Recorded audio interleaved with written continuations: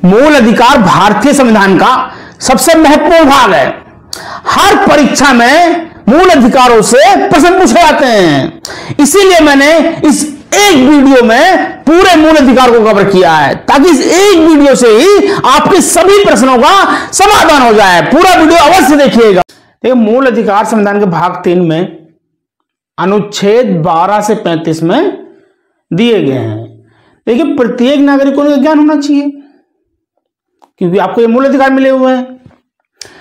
देखिए, राज्य की शक्ति जरूरी है शांति व्यवस्था बनाने के लिए, लेकिन राज्य तानाशाही न करने लगे तो उस पर कुछ प्रतिबंध की व्यवस्था भी होनी चाहिए, और यह व्यवस्था मूल अधिकारों के रूप में जन्म लेती है। मूल अधिकार राज्य पर कुछ प्रतिबंध लगाते हैं जिससे सरकार तानाशाही ना करने लगे।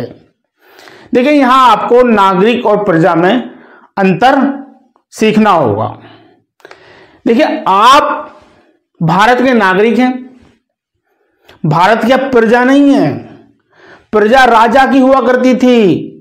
प्रजा के केवल कर्तव्य होते हैं। याद रखना, आप भारत के नागरिक हो, इसका मतलब क्या है? आपको कुछ अधिकार मिले हुए हैं। सरकार भी इन अधिकारों का उल्लंघन नहीं कर सकती। आप नागरिक हैं, मीन्स सिटीजन हैं, मीन्स आपको कुछ अधिकार मिले हुए हैं। आप प्रजा नहीं हैं, आप नागरिक हैं। देखिए, अब हम जानते हैं इसकी प्रकृति के बारे में। देखिए, मूल अधिकारों की प्रकृति नकारात्मक है, निगेटिव है। मूल अधिकारों की प्रकृति निगेटिव है। अधिकांश अधिकारों में यह कहा गया है कि राज्य ये नहीं करेगा, राज्य वो नहीं करेगा, मीन्स इनकी प्रकृति नकारात्मक है, निगेटिव है। अब देखिए, इसके अर्थ पर चर्चा करते हैं। देखिए, मूल अधिकार का मतलब है वे अधिकार जिनके बिना व्यक्ति अपने व्यक्तित्व का विकास ही नहीं कर सकता, ऐसे अधिकारों को मूल अधिकार कहा जाता है। आप स्वयं सोच लीजिए, अगर आपको पढ़ने ना दिया जाए, आपको स्वतंत्रता ना दी जाए, समानता ना दी जाए, आजादी ना दी जाए, तो आप कैसे अपने व्यक्तित्व का विकास करोगे? बिल्कुल नहीं कर सकते। इसलिए ये अधिकार जरूरी होते हैं। देखिए, यहां मूल अधिकारों को मूल क्यों कहा गया है? इसके पीछे 4 कारण आते हैं कि मूल अधिकारों को मूल क्यों कहा गया है। देखिए, पहला कारण है इनके अभाव में व्यक्ति अपने व्यक्तित्व का विकास कर ही नहीं सकता, बिल्कुल भी। दूसरा कारण है इन्हें संविधान में स्थान दिया जाता है। संविधान मीन्स मूल विधि में स्थान दिया जाता है। तीसरा कारण है ये अधिकार अनुल्लंघनीय होते हैं, अर्थात विधायिका या कार्यपालिका सरकार इन अधिकारों का उल्लंघन नहीं कर सकती। और चौथा पॉइंट है ये अधिकार वाद योग्य होते हैं। आप न्यायालय में वाद दायर कर सकते हैं और न्यायपालिका को इनका संरक्षक बनाया जाता है। इसी कारण से इन अधिकारों को मूल अधिकार कहा जाता है। आप भारत के नागरिक हैं, मीन्स आपको अधिकार मिले हुए हैं, इनकी आपको जानकारी होनी चाहिए। मूल अधिकारों के विचारों का सूत्रपात इंग्लैंड में 1215 में जारी मैग्ना कार्टा से हुआ। ये इंग्लैंड के राजा जॉन ने जारी किया था 1215 में। इसमें सामंतों को कुछ अधिकार दिए गए, लेकिन इसे मूल अधिकारों की जननी कहा जाता है। देखिए, पहली बार राजा ने स्वीकार कर लिया कि वह भी कानून के अधीन है, उसे भी कानूनी प्रक्रियाओं का पालन करना होगा, वह भी कानून से ऊपर नहीं है। पहली बार राजा ने स्वीकार कर लिया। इसीलिए इंग्लैंड के मैग्ना कार्टा को मूल अधिकारों का सूत्रपात किया हुआ माना जाता है। देखिए, मैग्ना कार्टा का मीन्स होता है, लैटिन भाषा में जारी किया गया था। Great charter of freedom means आजादी का महान चार्टर। तो मूल अधिकारों की जननी से कह सकते हैं इंग्लैंड के मैग्ना कार्टा को। अमेरिकी संविधान के प्रथम 10 संशोधनों द्वारा बिल ऑफ राइट्स पेश किया गया। इसके द्वारा मूल अधिकारों को संविधान में जोड़ा गया। इसी प्रकार 10 दिसंबर 1948 को संयुक्त राष्ट्र द्वारा मानवाधिकारों की सार्वभौम घोषणा की गई। इस प्रकार हम कह सकते हैं कि मानवाधिकार और मूल अधिकार ये वैश्विक मूल्य के रूप में उभरे हैं। कि मूल अधिकारों को सबसे पहले मान्यता अमेरिकी संविधान द्वारा ही दी गई। और भारत में 1928 में नेहरू समिति की रिपोर्ट में देश के भावी संविधान की जो रूपरेखा तैयार की गई थी उसमें मूल अधिकारों की बात कही गई थी। देखिए, भारतीय संविधान में जो मूल अधिकार है वो अमेरिका से लिए गए हैं और ये सीमित हैं, निरंकुश नहीं है। भारत के संविधान ने ही इन मूल अधिकारों पर कुछ मर्यादाएं लगा दी गई हैं। अब भारतीय संविधान की बात करते हैं। देखिए, भारत के संविधान में 7 मूल अधिकार प्रारंभ में थे। जो मूल संविधान बना था 1950 में, उसमें 7 मूल अधिकार थे। एक अधिकार को समाप्त कर दिया गया है, वो है संपत्ति का अधिकार। तो संपत्ति के मूल अधिकार को समाप्त कर दिया गया है। तो वर्तमान समय में हमारे 6 मूल अधिकार हैं। देखिए, संपत्ति का अधिकार अभी भी संवैधानिक अधिकार है, उसे केवल मूल अधिकारों वाले पार्ट से यानी भाग 3 से निकाल दिया गया है और अनुच्छेद 300 के में रख दिया गया है। इस प्रकार हमारे वर्तमान समय में 6 मूल अधिकार हैं। कौन कौन से मूल अधिकार हैं? पहला है समानता का अधिकार, दूसरा है स्वतंत्रता का अधिकार, तीसरा है शोषण के विरुद्ध अधिकार, चौथा है धर्म की स्वतंत्रता का अधिकार, पांचवा है संस्कृति और शिक्षा संबंधी अधिकार, छठा है संवैधानिक उपचारों का अधिकार। ये 6 मूल अधिकार हैं। संपत्ति के मूल अधिकार को 44वें संशोधन द्वारा समाप्त कर दिया गया है। मींस जो भाग 3 है मूल अधिकारों वाला, वहां से हटा करके अनुच्छेद 300 के में स्थान दिया गया है। इस प्रकार संपत्ति का जो अधिकार है वो आज भी संवैधानिक अधिकार है, संविधान में स्थान दिया गया है अनुच्छेद 300 के। ये प्रश्न बहुत पूछा जाता है कि संपत्ति का अधिकार क्या है, कानूनी अधिकार है या संवैधानिक अधिकार है? तो संवैधानिक अधिकार है। जो चीज संविधान में है तो वो संवैधानिक है। देखिए, यहां इस प्रकार 3 प्रकार के अधिकार यहां पे हमने चर्चा की है। पहला अधिकार मूल अधिकार है, भाग 3 अनुच्छेद 12 से 35। दूसरे वे अधिकार हैं जो संविधान के भाग 3 में नहीं अन्य भागों से प्राप्त होते हैं, जैसे 265 है, 300 के है या 301 था। इसी प्रकार तीसरे प्रकार के अधिकार भी आते हैं, यहां पर उस पर भी चर्चा जरूरी है। कुछ अधिकार संसद विधि द्वारा प्रदान करती है, जैसे राइट टू इंफॉर्मेशन है, राइट टू एजुकेशन है, आरटीआई, आरटीई। ये अधिकार संसद ने विधि बनाकर दिए हैं। तो इन अधिकारों में और संवैधानिक अधिकारों में क्या अंतर है? देखिए, जो आरटीआई है जैसे ये कानूनी अधिकार है, संसद ने कानून बना कर दिया है। इस अधिकार को संसद साधारण कानून लाकर खत्म कर सकती है। लेकिन संविधान के जो अन्य भाग में अधिकार दिए गए जैसे 300 के, उसको संविधान संशोधन करना पड़ेगा, जब भी वो समाप्त किया जा सकता है। तो संपत्ति का अधिकार आज भी महत्वपूर्ण है क्योंकि वो संविधान में है। देखिए, कुछ मूल अधिकार केवल नागरिकों को ही प्राप्त हैं। अनुच्छेद 15, 16, 19 और 29, 30 ये 5 मूल अधिकार ऐसे हैं जो केवल भारत के नागरिक को प्राप्त हैं, मींस विदेशियों को प्राप्त नहीं है। लेकिन कुछ मूल अधिकार ऐसे हैं जो नागरिकों को भी प्राप्त हैं और विदेशियों को प्राप्त हैं, जैसे अनुच्छेद 14, 20, 21, 23, 25, 27 और 28। इन अनुच्छेदों के द्वारा जो अधिकार दिए गए हैं वो नागरिकों के साथ साथ विदेशियों को प्राप्त है। यहां ये चीज ध्यान रखना कि जो अनुच्छेद 22 में गिरफ्तारी और निरोध से जो संरक्षण मिला हुआ है वो शत्रु अन्य देशियों को नहीं मिला हुआ है। शत्रु अन्य देशियों को उस प्रक्रिया का फायदा नहीं मिलता है। देखिए, मूल अधिकारों में संशोधन पर भी चर्चा कर लेते हैं। मूल अधिकारों में संशोधन किया जा सकता है या नहीं किया जा सकता। इस सर्वोच्च न्यायालय में और विधायिका में एक विवाद चला। शंकरी प्रसाद और सज्जन सिंह के मामले में कहा कि संसद संविधान के किसी भी भाग में संशोधन कर सकती है, मूल अधिकारों में भी संशोधन कर सकती है। लेकिन गोलकनाथ के मामले में कहा कि मूल अधिकारों में संशोधन नहीं किया जा सकता। तो संसद ने 24वां संशोधन पारित किया कि संविधान के किसी भी भाग में संशोधन किया जा सकता है, मूल अधिकारों में भी संशोधन किया जा सकता है और राष्ट्रपति अनुमति देगा। इसके पश्चात केशवानंद भारती का केस आया। केशवानंद भारती के केस में सर्वोच्च न्यायालय ने यह कहा कि संसद संविधान के किसी भी भाग में संशोधन कर सकती है, मूल अधिकारों में भी संशोधन कर सकती है, लेकिन संविधान का एक बेसिक ढांचा है, मूल ढांचा है, उसमें संशोधन नहीं किया जा सकता। अर्थात संविधान के किसी भी भाग में मूल अधिकारों में भी संशोधन किया जा सकता है, लेकिन संविधान का एक मूल ढांचा है, बेसिक स्ट्रक्चर है, उसमें संशोधन नहीं किया जा सकता। देखिए अनुच्छेद 12 में राज्य की परिभाषा दी गई है। देखिए मूल अधिकारों में बार बार पढ़ेंगे कि राज्य ये नहीं करेगा, राज्य वो नहीं करेगा।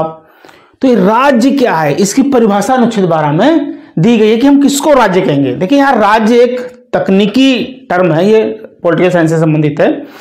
जब कोई जनसंख्या किसी निश्चित भूमि पर निवास करती है, उसकी एक सरकार होती है और वह सरकार संप्रभुता संपन्न होती है, तो इस प्रकार की जो व्यवस्था बनी इसको हम राज्य कहते हैं, स्टेट कहते हैं। देखिए पॉलिटिकल साइंस के अनुसार जो यूपी है, उत्तर प्रदेश है या बिहार है, ये प्रांत हैं, ये स्टेट नहीं है। इसी प्रकार वेटिकन सिटी एक स्टेट है, क्योंकि वहां पर पोप की प्रभुसत्ता है। तो चार चीजें, निश्चित भूमि, जनसंख्या, सरकार और संप्रभुता, ये चारों चीजें जिसके पास होती हैं उसको हम राज्य कहते हैं। तो यहां राज्य की परिभाषा अनुच्छेद 12 में दी गई है। देखिए राज्य की परिभाषा में 4 पॉइंट आते हैं इसमें। भारत सरकार और संसद राज्य होगा। इसी प्रकार राज्य सरकार और सभी राज्यों के विधानमंडल ये राज्य होंगे। इसी प्रकार अन्य स्थानीय प्राधिकारी यानी ऑल लोकल अथॉरिटीज, और अन्य कोई प्राधिकारी है तो वो भी राज्य होगा। देखिए यहां पर ये स्थानीय प्राधिकारी जो हैं, ऑल लोकल अथॉरिटीज हैं, जिन्हें विधि, उपविधि, आदेश या अधिसूचना जारी करने का पावर होती है, वो ऑल लोकल अथॉरिटीज में आते हैं। जैसे नगर पालिका हो गया, डिस्ट्रिक्ट बोर्ड हो गया, पंचायतें होगी, ये ऑल लोकल अथॉरिटीज हैं। इसी प्रकार जो अन्य प्राधिकारी हैं, अन्य प्राधिकारी के अंतर्गत जिनको विधि या उपविधि जारी करने की पावर है, जैसे विश्वविद्यालय हो गया, या सेल हो गया, या इलेक्ट्रिसिटी बोर्ड हो गया, जीवन बीमा निगम हो गया, FCI है, सेल है, या CSIR है। इसी प्रकार कोई सरकारी कंपनी है तो वो भी राज्य होगा। अनुच्छेद 13 में विधि शब्द की परिभाषा दी गई है। देखिए अनुच्छेद 13 के 4 भाग हैं। अनुच्छेद 13 एक क्या कहता है कि संविधान लागू होने से पहले की जो विधियां हैं वो उस मात्रा तक शून्य होंगी जहां तक वो मूल अधिकारों से असंगत हैं। अनुच्छेद 13(2) क्या कहता है कि राज्य ऐसी कोई विधि नहीं बनाएगा जो मूल अधिकारों का अल्पीकरण करती है, उनको छीनती है। इसी प्रकार अनुच्छेद 13(3) है। 13(3) के खंड के में विधि शब्द की परिभाषा दी गई है। देखिए विधि शब्द की परिभाषा दी गई है, जिसके अंतर्गत विधि के अंतर्गत भारत के राज्य क्षेत्र में विधि का बल रखने वाला कोई अध्यादेश, आदेश, उपविधि, नियम, विनियम, अधिसूचना, रूढ़ि या प्रथा है।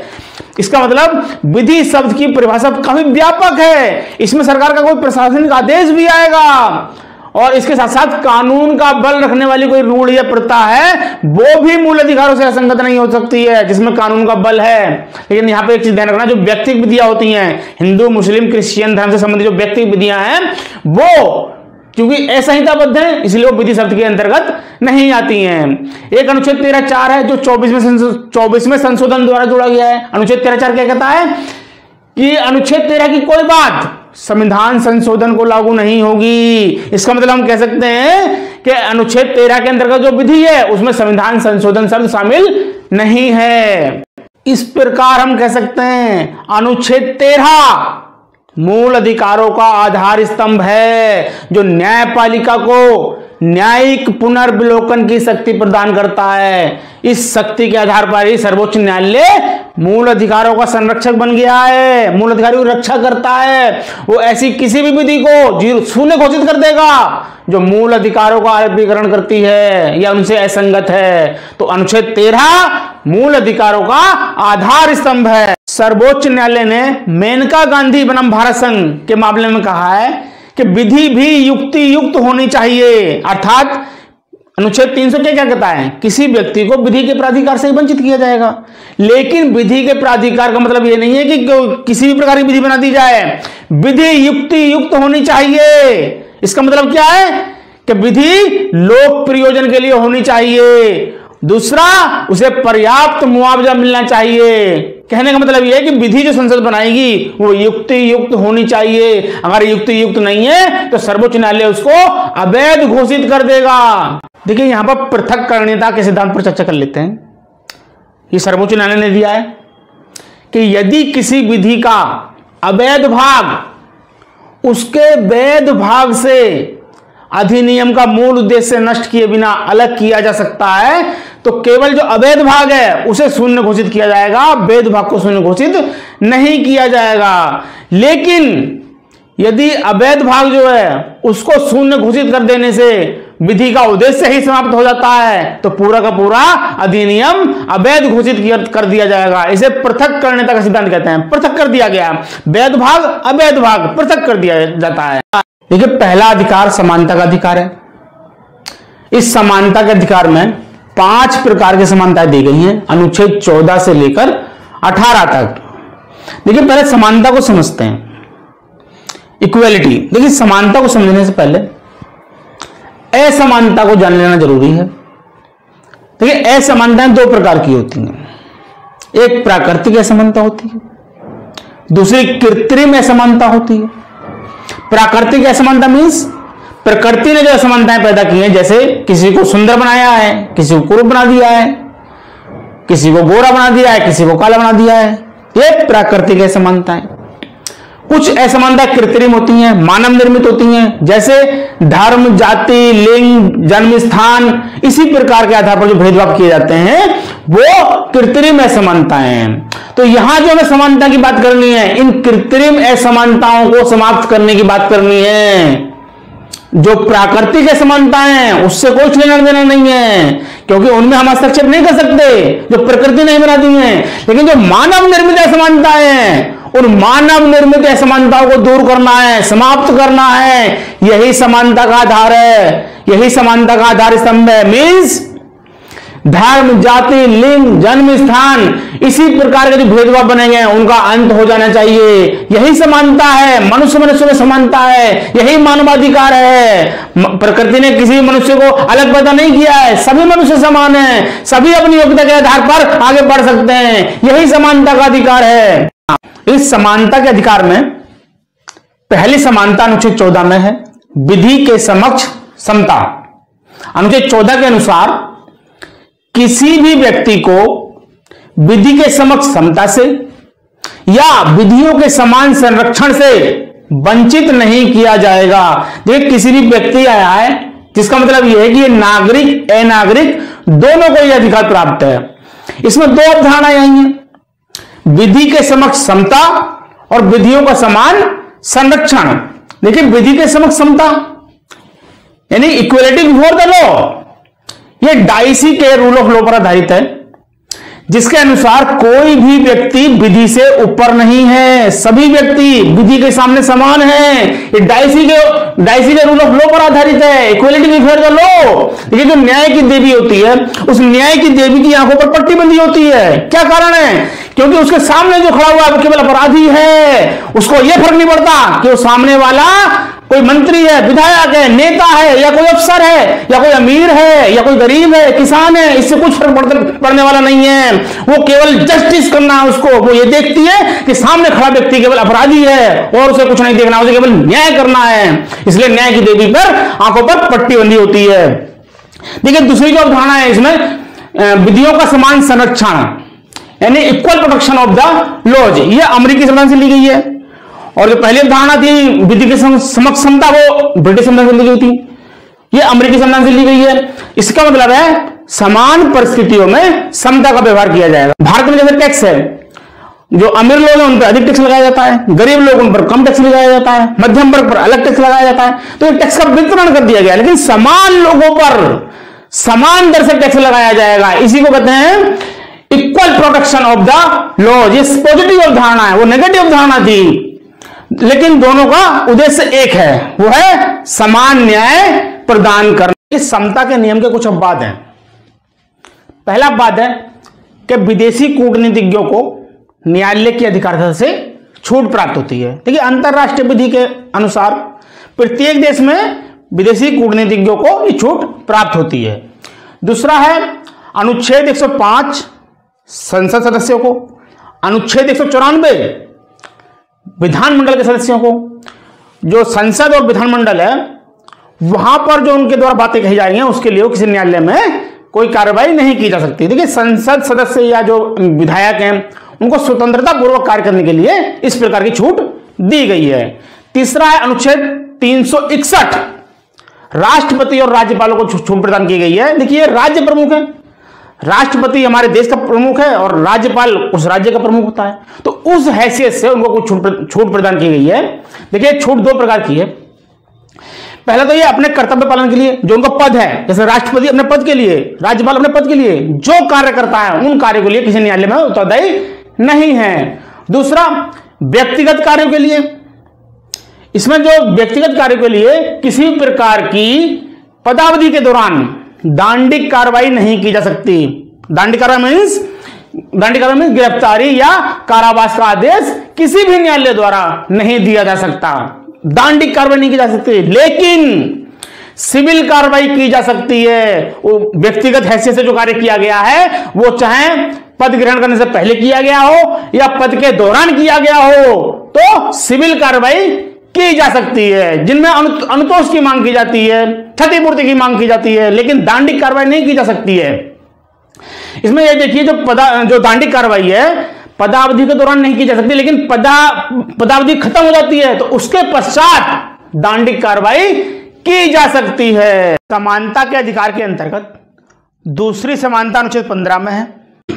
अनुच्छेद 15 क्या कहता है कि धर्म, मूल वंश, जाति, लिंग या जन्म स्थान के आधार पर विभेद का प्रतिषेध किया जाता है। देखिए अनुच्छेद 15 केवल नागरिकों को प्राप्त है, विदेशियों को प्राप्त नहीं है। अनुच्छेद 15 खंड 1 क्या कहता है कि राज्य किसी नागरिक के विरुद्ध केवल धर्म, मूल वंश, जाति, लिंग, जन्म स्थान या इनमें से किसी के आधार पर विभेद नहीं करेगा। देखिए यहां पर केवल शब्द आया है तो ध्यान देने योग्य है।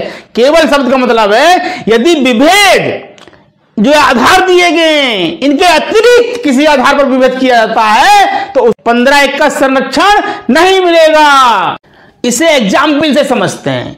यदि विभेद निवास स्थान के आधार पर किया जाता है तो उसे 15(1) का संरक्षण नहीं मिलेगा, क्योंकि 15(1) में जो आधार दिए गए उसमें निवास स्थान नहीं है। 2 क्या कहता है कि जो 15(1) में जो आधार दिए गए उनके आधार पर कोई भी नागरिक दुकानों, सार्वजनिक भोजनालयों, होटलों, सार्वजनिक मनोरंजन के स्थानों में प्रवेश से किसी निर्योग्यता या शर्त के अधीन नहीं होगा, या कुओं, तालाबों, स्नान घाटों, सड़कों और सार्वजनिक समागम के स्थानों के उपयोग से किसी निर्योग्यता या शर्त के अधीन नहीं होगा। इस सार्वजनिक स्थानों का जो उपयोग है वो प्राइवेट व्यक्ति के विरुद्ध भी संरक्षण प्रदान करता है, लेकिन इसमें 2 शर्तें हैं। पहली क्या है, ऐसे स्थान पूर्णतः या भागतः राज्य निधि से पोषित होने चाहिए या ऐसे स्थान साधारण जनता के प्रयोग के लिए समर्पित होने चाहिए।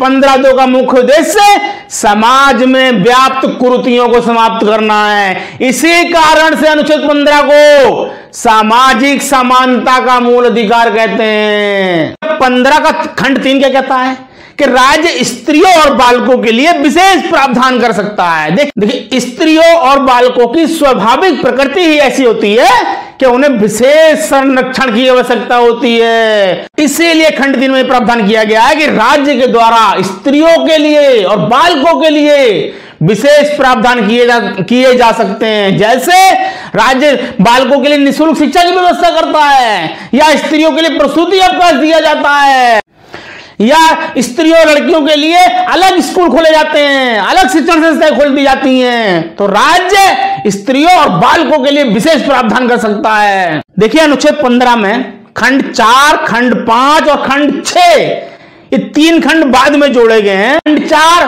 प्रथम संशोधन द्वारा जोड़ा गया है, खंड 5 93वें संशोधन द्वारा जोड़ा गया है और खंड 6 103वें संशोधन द्वारा जोड़ा गया है। खंड 4 की बात करते हैं। देखिए खंड 4 को मद्रास राज्य बनाम चंपकम दोराई राजन के मामले में सुप्रीम कोर्ट द्वारा निर्णय दिया गया था। निर्णय के प्रभाव को समाप्त करने के लिए खंड 4 जोड़ा गया है।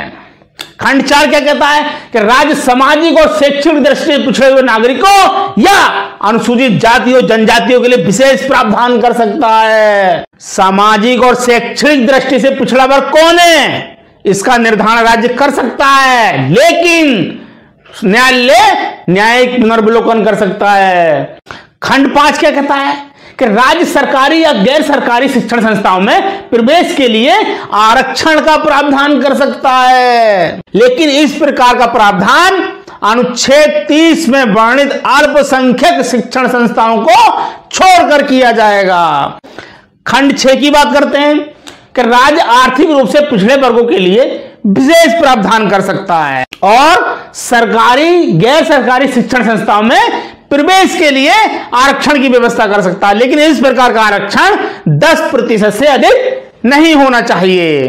समानता के अधिकार में अगली समानता अनुच्छेद 16 में है, जो लोक नियोजन के विषय में अवसर की समता प्रदान करता है। अनुच्छेद 15 की तरह अनुच्छेद 16 भी केवल नागरिकों को प्राप्त है, विदेशी को प्राप्त नहीं है।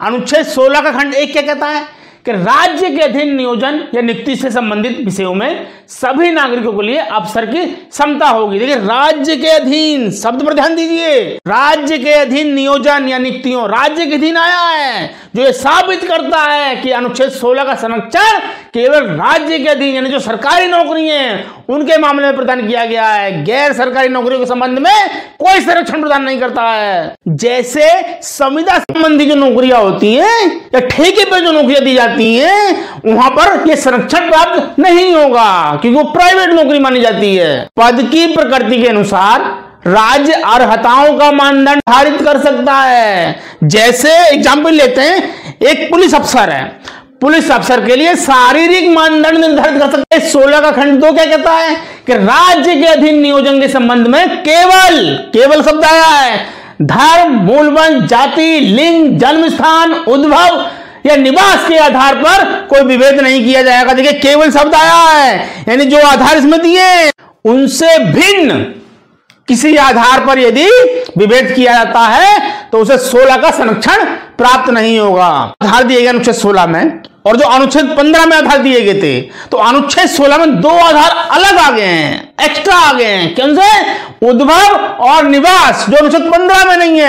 इन आधारों का उद्देश्य प्रांतीयतावाद को समाप्त करना है। अनुच्छेद 16 का खंड 3 क्या कहता है कि संसद राज्य या संघ राज्य क्षेत्र के संबंध में नियोजन से संबंधित निवास विषयक अपेक्षा निर्धारित कर सकती है। निवास विषयक अपेक्षा किसी राज्य के संबंध में नियोजन से या किसी संघ राज्य क्षेत्र के संबंध में नियोजन से निवास विषयक अर्हता, निवास विषयक अपेक्षा निर्धारित कर सकती है। कौन? संसद करेगी, राज्य का विधानमंडल नहीं कर सकता है। देखिए, यहां पर राज्य को पावर नहीं दी गई है, क्योंकि राज्य इस शक्ति का दुरुपयोग कर सकता है। निवास विषयक अपेक्षा निर्धारित करने की पावर संसद के पास है, राज्य के विधानमंडल के पास नहीं है। अनुच्छेद 16 का खंड 4 क्या कहता है कि राज्य पिछड़े हुए नागरिकों के लिए आरक्षण का प्रावधान कर सकता है। यहां 2 शर्तों पर ध्यान देना होगा। पहली क्या है कि नागरिक पिछड़े हुए होने चाहिए, दूसरी राज्य के अधीन सेवाओं में उनका पर्याप्त प्रतिनिधित्व ना हो। तो 2 शर्तें हैं, तभी आरक्षण का प्रावधान किया जा सकता है। पिछड़ा वर्ग शब्दावली की संविधान में कोई परिभाषा नहीं दी गई है। अनुच्छेद 340 में राष्ट्रपति को पावर दी गई है कि वह पिछड़े वर्गों की पहचान के लिए एक आयोग की स्थापना कर सकता है, लेकिन यह वर्गीकरण मनमाना नहीं होना चाहिए। न्यायालय इसकी जांच कर सकता है, न्यायिक पुनर्विलोकन कर सकता है। यहां पर मंडल आयोग के मामले का संक्षिप्त में जिक्र करेंगे। इंदिरा साहनी बनाम भारत संघ, इसे मंडल आयोग के मामले के नाम से जाना जाता है। इसमें सुप्रीम कोर्ट ने कुछ तथ्य निर्धारित किए, जैसे कि आरक्षण कार्यपालिका के आदेश से जारी किया जा सकता है। दूसरा, सुप्रीम कोर्ट ने ओबीसी के आरक्षण को सही ठहराया है। तीसरा, पिछड़ेपन का आधार जाति है, आर्थिक नहीं। चौथा, पिछड़े वर्ग में क्रीमी लेयर को निकालकर आरक्षण लागू किया जा सकता है और आरक्षण की अधिकतम सीमा 50% से अधिक नहीं होनी चाहिए। के खंड 5 के अनुसार राज्य किसी धार्मिक या सांप्रदायिक संस्थाओं के प्रबंध के लिए विशेष धर्म या संप्रदाय के मानने वाले लोगों की ही नियुक्ति का उपबंध कर सकता है। अनुच्छेद 16 में खंड 6 जोड़ा गया है, जो 103 में संशोधन द्वारा जोड़ा गया है।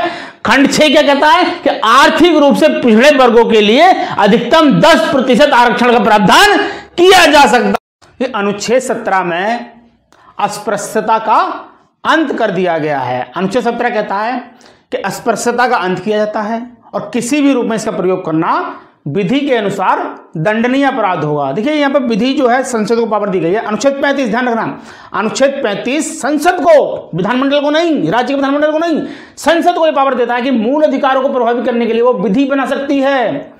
तो इसीलिए अनुच्छेद 17 को प्रभावित करने के लिए संसद ने विधि बनाई है, सिविल अधिकार संरक्षण अधिनियम 1955, जिसके अनुसार अस्पृश्यता को दंडनीय अपराध घोषित किया गया है। देखिए ये हिंदू धर्म प्रचलित प्रथा थी, तो छुआछूत बनाया जाता था, तो इस छुआछूत वाली प्रथा को अंत कर दिया गया है। इसका किसी भी रूप में प्रयोग नहीं किया जा सकता है, इसका किसी भी रूप में प्रयोग नहीं किया जाता। देखिए राज्य तथा प्राइवेट व्यक्ति दोनों के विरुद्ध संरक्षण प्रदान करता है। अनुच्छेद 18 में उपाधियों का अंत कर दिया गया है, एबोलिशन ऑफ टाइटल्स, यानी राज्य कोई उपाधि प्रदान नहीं करेगा, लेकिन सेना या विद्या संबंधी, ध्यान रखिएगा, सेना या विद्या संबंधी उपाधि प्रदान की जा सकती हैं। देखिए भारत का कोई भी नागरिक किसी विदेशी राज्य से कोई उपाधि स्वीकार नहीं करेगा, भारत का नागरिक स्वीकार नहीं करेगा, लेकिन भारत का नागरिक नहीं है परंतु राज्य के अधीन कोई लाभ या विश्वास का पद धारण करता है तो वो कोई भी उपाधि राष्ट्रपति की सहमति के बिना स्वीकार नहीं करेगा। इसी प्रकार राज्य के अधीन कोई लाभ या विश्वास का पद धारण करने वाला कोई भी व्यक्ति किसी विदेशी राज्य से कोई भेंट, कोई उपलब्धि राष्ट्रपति की सहमति के बिना स्वीकार नहीं करेगा। देखिए ये साम्राज्यवादी उपाधियां थीं, साम्राज्यवादी शासन जो था, ब्रिटिश शासन जो था, जैसे सर की उपाधि, तो असमानता का घोतक थी, लेकिन भारतीय संविधान ने इस असमानता को समाप्त कर दिया गया। देखिए 1954 में ये अलंकरण शुरू किए गए, भारत रत्न, पद्मश्री, पद्म विभूषण, तो ये अलंकरण को इनका विरोध किया गया कि ये अनुच्छेद 18 का विरोध करते हैं, अनुच्छेद 18 के उल्लंघन में। लेकिन 1977 में जनता सरकार ने इनको समाप्त कर दिया, परंतु 1980 में जब इंदिरा सरकार आई तो पुनः इनको लागू कर दिया। सर्वोच्च न्यायालय ने यह कहा कि सामंतवादी उपाधियां नहीं है, लेकिन अगर ये उपाधि किसी व्यक्ति को प्रदान की जाती है तो इनका प्रयोग सामंतवादी उपाधि के रूप में नहीं करेगा, यानी अपने नाम के आगे पीछे इनका प्रयोग नहीं कर सकता। तो ये सामंतवादी उपाधियां नहीं है। देखिए अनुच्छेद 18 का जो संरक्षण है वो राज्य के विरुद्ध संरक्षण प्राप्त है। दूसरा मूल अधिकार है स्वतंत्रता का अधिकार, राइट टू फ्रीडम। देखिए ये मूल अधिकारों का आधार स्तंभ कहा जाता है, क्योंकि स्वतंत्रता के बिना कोई भी व्यक्ति अपने व्यक्तित्व का विकास ही नहीं कर सकता। इसी कारण से स्वतंत्रता के अधिकार को बैकबोन कहा जाता है, आधार स्तंभ, पिलर कहा जाता है। देखिए स्वतंत्रता का जो मूल अधिकार मिला हुआ है ये अनुच्छेद 19 से लेकर 22 तक, इसमें 5 अनुच्छेद आते हैं जो स्वतंत्रता के अधिकार की पूर्ति करते हैं। अनुच्छेद 19 है जिसमें 6 प्रकार की स्वतंत्रताएं दी गई हैं। अनुच्छेद 20 है जो अपराधों की दोष सिद्धि के संबंध में संरक्षण प्रदान करता है। अनुच्छेद 21 है जो प्राण का अधिकार है, जीवन का अधिकार है, दैहिक स्वतंत्रता का अधिकार है। एक अनुच्छेद 21 के है जो 86वें संशोधन द्वारा संविधान में जोड़ा गया है, 21 के शिक्षा का मूल अधिकार। एक लास्ट अनुच्छेद है अनुच्छेद 22 जो गिरफ्तारी और निरोध से संरक्षण प्रदान करता है। तो ये इस प्रकार ये 5 अनुच्छेद हैं जो स्वतंत्रता के अधिकार की पूर्ति करते हैं। ये स्वतंत्रता के अधिकार के अंतर्गत पहली जो स्वतंत्रता है वो अनुच्छेद 19 में है, जिसमें 6 प्रकार की स्वतंत्रताएं हमें दी गई हैं। ये कौन कौन सी हैं? देखिए सभी नागरिकों को, अनुच्छेद 19 में इसकी बात कर रहे हैं हम, अनुच्छेद 19 में सभी नागरिकों को पहली कौन सी है? वाक और अभिव्यक्ति की स्वतंत्रता होगी, यानी freedom of speech and expression. दूसरी कौन सी है? शांतिपूर्ण और निरायुध सम्मेलन करने की स्वतंत्रता होगी। तीसरी है संगम या संघ या सहकारी सोसाइटी बनाने की आजादी होगी। देखिए यहां पर सहकारी सोसाइटी आया है, ये 97वां जो संशोधन किया गया है 97, उसके द्वारा इसमें सहकारी सोसाइटी जोड़ा गया है। चौथी है भारत के राज्य क्षेत्र में सर्वत्र आबाद संचरण की स्वतंत्रता होगी। 5वीं है भारत के राज्य क्षेत्र के किसी भी भाग में निवास करने और बस जाने की आजादी होगी। अगली है देखिए एफ जो है ये 44वें संशोधन द्वारा इसको समाप्त कर दिया गया है। संपत्ति के अर्जन की जो स्वतंत्रता थी 44वें संशोधन द्वारा इसको समाप्त कर दिया गया है। तो अगली कौन सी है? कोई व्यक्ति उपजीविका, व्यापार या कारोबार करने की आजादी होगी। तो देखिए 6 प्रकार की आजादी दी गई है, इसमें जो 7वीं थी वो खत्म कर दी गई है। एक संपत्ति के अर्जन की स्वतंत्रता 44वें संशोधन द्वारा समाप्त कर दी गई है। तो यहां पर एक चीज देखिए, अनुच्छेद 19 के 6 खंड हैं। तो अनुच्छेद 19 का जो पहला खंड है, अनुच्छेद 19(1), उस 1 में ये 6 प्रकार की स्वतंत्रताएं आती हैं। इनको आप इसी क्रम में याद कीजिए, ABCDEFG। F समाप्त कर दिया गया 44वें संशोधन द्वारा। इसको हिंदी में एक क, ख, ग, घ, ड़, च, छ इसी क्रम में याद कीजिए। अगर आपने इसको 1 2 3 4 5 6 7 कर दिया तो आपने संविधान का बंटाधार करके समझ लो, यूपीएससी का सपना छोड़ देना फिर। इसलिए आप इसको ABCDEFG जो संविधान में लिखा हुआ है इसी क्रम में याद कीजिए। आप इसको 1 2 3 नहीं कह सकते हैं। अनुच्छेद 19 का 1 खंड तो ये हो गया 1। इस 1 के 6 भाग ये वाले हैं, क, ख, ग, घ, ड़, च, छ इसी क्रम में आपको याद करने हैं। देखिए अनुच्छेद 19 में जो इसके जो 5 खंड है शेष, वो 5 खंड इन स्वतंत्रताओं पर निर्बंधन लगाते हैं। तो अनुच्छेद 19(1) इसको क्या बोलेंगे? अनुच्छेद 19(1) के, अनुच्छेद 19(1) के, अनुच्छेद 19(1) गे, ऐसे बोलेंगे इसको। देखिए अनुच्छेद 19 में सभी नागरिकों को शब्द आया है, जिसका तात्पर्य यह है कि यह अधिकार केवल नागरिकों को मिला हुआ है, विदेशियों को यह अधिकार प्राप्त नहीं है। दूसरी बात, सभी नागरिकों को अधिकार होगा, इसका मतलब है ये एक पॉजिटिव अवधारणा है, सकारात्मक अधिकार प्रदान कर रहा है। तीसरा है कंपनी की बात करते हैं। देखिए कंपनी कोई नागरिक तो है नहीं कंपनी, तो कंपनी और ये 19 के तहत जो अधिकार मिले हुए हैं वो केवल नागरिकों को मिले हुए हैं। तो कंपनी अनुच्छेद 19 के तहत अधिकारों का दावा नहीं कर सकती। अनुच्छेद 19(1) के वाक और अभिव्यक्ति की स्वतंत्रता, freedom of speech and expression. देखिए अपने विचारों को व्यक्त करना होता है इसका अर्थ, और विचारों को व्यक्त करने के जितने भी माध्यम हैं वो अभिव्यक्ति पदावली के अंतर्गत आ जाते हैं। देखिए freedom of speech and expression, देखिए प्रजातांत्रिक शासन व्यवस्था की ये आधारशिला है। क्यों? क्योंकि इस अनुच्छेद के तहत आपको सरकार की आलोचना करने का भी अधिकार मिल जाता है, यानी जनता की आलोचनात्मक शक्ति उसका विकास होता है। तो ये प्रजातांत्रिक शासन व्यवस्था की आधारशिला है। 19(1) के में जानने का अधिकार भी शामिल है। सुप्रीम कोर्ट के निर्णयों में ये फैसला दे दिया कि जानने का अधिकार अनुच्छेद 19(1) के में शामिल है। देखिए RTI राइट टू इंफॉर्मेशन 2005 में पारित किया गया, लेकिन उससे पहले ही सुप्रीम कोर्ट ने जानने का अधिकार हमें दे दिया था। देखिए दिल्ली हाई कोर्ट ने अपने फैसले में यह कहा कि जो RTI 2005 है उसके द्वारा जो सूचना का अधिकार दिया गया है, तो सूचना का जो अधिकार है उसका स्रोत एकमात्र वो नहीं है RTI एक्ट, सुप्रीम कोर्ट के पहले के आदेशों से ही यह अधिकार में मिला हुआ है, अनुच्छेद 19(1) के में मिला हुआ है। तो यह संवैधानिक मूल अधिकार है। 2 मई 2002 सुप्रीम कोर्ट ने यह निर्धारित किया कि चुनाव लड़ने वाला जो उम्मीदवार है वो नामांकन फॉर्म भरते समय उसमें आपराधिक रिकॉर्ड, शैक्षिक योग्यता, संपत्ति और देनदारी के बारे में जानकारी दे। पर संसद को रास नहीं आया, तो संसद ने लोक प्रतिनिधित्व अधिनियम की धारा 33 में संशोधन करके सुप्रीम कोर्ट के इस आदेश को रद्द करना चाहा। परंतु सुप्रीम कोर्ट ने people's union for civil liberties बनाम भारत संघ 2004 के मामले में संसद द्वारा किए गए इस संशोधन को असंवैधानिक घोषित कर दिया और यह कहा कि उम्मीदवार के बारे में जानकारी प्राप्त करना मतदाता का मूल अधिकार है। देखिए अनुच्छेद 19(1) के में चुप रहने का भी अधिकार शामिल है। ये देखिए 1986 का मामला है, इमैनुअल बनाम केरल राज्य, ये राष्ट्रगान के मामले के नाम से भी प्रसिद्ध है। इसमें सुप्रीम कोर्ट ने यह कहा कि किसी भी व्यक्ति को राष्ट्रगान गाने के लिए बाध्य नहीं किया जा सकता है। मींस अनुच्छेद 19(1) में चुप रहने का अधिकार भी शामिल है।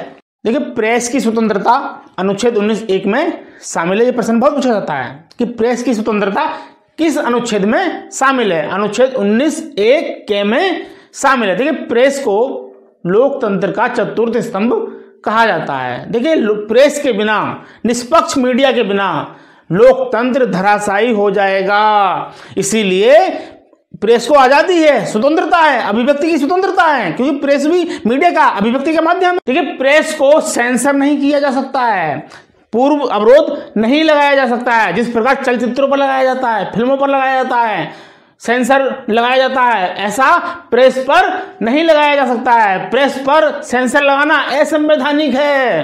देखिए, धरना और प्रदर्शन ये भी अभिव्यक्ति के माध्यम है, और जो चीज अभिव्यक्ति का माध्यम है वो अनुच्छेद 19(1) में शामिल होगा। लेकिन धरना प्रदर्शन शांतिपूर्ण होना चाहिए, अहिंसात्मक होना चाहिए।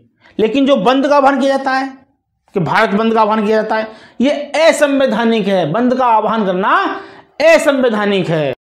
भारत सरकार बनाम नवीन जिंदल 2004, इस मामले में सुप्रीम कोर्ट ने यह निर्धारित किया कि राष्ट्रीय ध्वज को फहराना मूल अधिकार है। अनुच्छेद 19(1) में मूल अधिकार है, लेकिन आपको ध्वज का सम्मान करना होगा। आप सम्मान के साथ ही, आदर के साथ ही राष्ट्रीय ध्वज फहरा सकते हैं। देखिए, अब अनुच्छेद 19(1) की बात करते हैं। 1 में है सभा और सम्मेलन करने की स्वतंत्रता। लेकिन इस पर देखिए 2 पाबंदियां लगाई गई हैं। सभा शांतिपूर्ण होनी चाहिए, दूसरा सभा बिना हथियार के होनी चाहिए। देखिए, इस सभा में आप जुलूस भी निकाल सकते हैं, लेकिन वो शांतिपूर्ण होना चाहिए। अगला अधिकार है अनुच्छेद 19(1) संघ बनाने की स्वतंत्रता।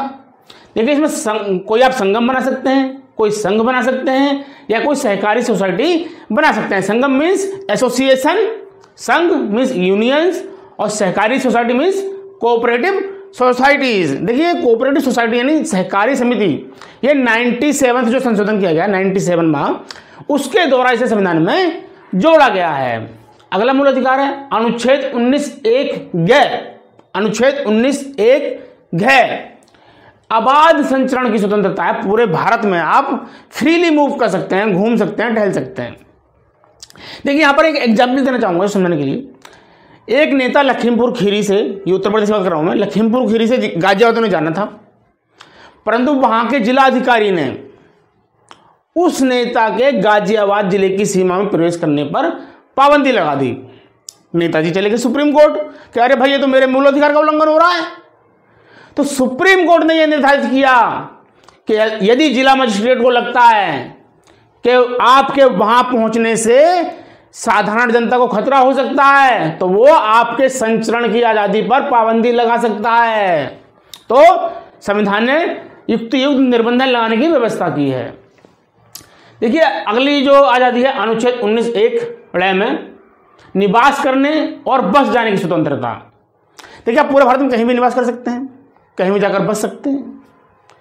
अगली जो आजादी है अनुच्छेद 19(1)(6) मीन जी। देखिए, यहाँ पर वो च नहीं है, च को हटा दिया गया है। संपत्ति के अर्जन की जो आजादी थी उसको खत्म कर दिया गया है, डायरेक्ट आ गए हैं अनुच्छेद 19(1)(6) मीन्स जी पर आ गए। आप कोई वृत्ति कर सकते हैं, उपजीविका कर सकते हैं, व्यापार कर सकते हैं, कारोबार कर सकते हैं, means profession, occupation, trade and business कर सकते हैं। देखिए, अनुच्छेद 19(1)(g) पर खंड 6 में जो पाबंदियां लगाई गई हैं, उसमें 2 पॉइंट और दिए गए हैं। पहला पॉइंट क्या है कि राज्य जो है कोई प्रोफेशन, ऑक्यूपेशन, ट्रेड या बिजनेस के लिए तकनीकी अर्हता लगा सकता है। जैसे मान लो आपको डॉक्टरी करनी है, तो निश्चित तौर पर आपके पास एक तकनीकी अर्हता, जैसे MBBS, BDS, BAMS, इस तरीके की डिग्री आपके पास होनी चाहिए। दूसरी पाबंदी क्या है? दूसरी है राज्य कोई ट्रेड, बिजनेस, इंडस्ट्री या सर्विस को नागरिकों के लिए पूर्णतः भागते रोक सकता है, यानी मीन्स उसका राष्ट्रीयकरण कर सकता है। देखिए कौन कौन सी है? ट्रेड, बिजनेस, इंडस्ट्री या सर्विस, इनको नागरिकों के लिए पूर्णतः रोक सकता है या भागते रोक सकता है और राष्ट्रीयकरण किया जा सकता है। जैसे आप ट्रेन का उदाहरण ले लीजिए, ट्रेन भारत सरकार चलाती है, यहां पर फुटपाथों पर व्यापार करना भी मूल अधिकार है, सुप्रीम कोर्ट ने तय किया है। आप कोई भी बिजनेस व्यापार कर सकते हैं, तो फुटपाथों पर व्यापार करना भी एक मूल अधिकार है। लेकिन यहां पर आप ध्यान रखना, शराब का व्यापार करना, अनैतिक व्यापार करना, नस्ली दवाओं का व्यापार करना या लॉटरी का व्यापार करना, ये इसके अंतर्गत मूल अधिकार में नहीं आते हैं।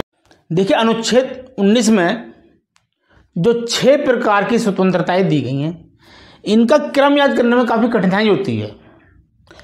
लेकिन मैं आपको एक स्टोरी सुनाता हूं, उससे आपको ये आसानी से याद हो जाएंगी। देखिए, मान लीजिए आप यूपी में रहते हैं या दिल्ली में रहते हैं और आपको महाराष्ट्र के सीएम से मिलने जाना है।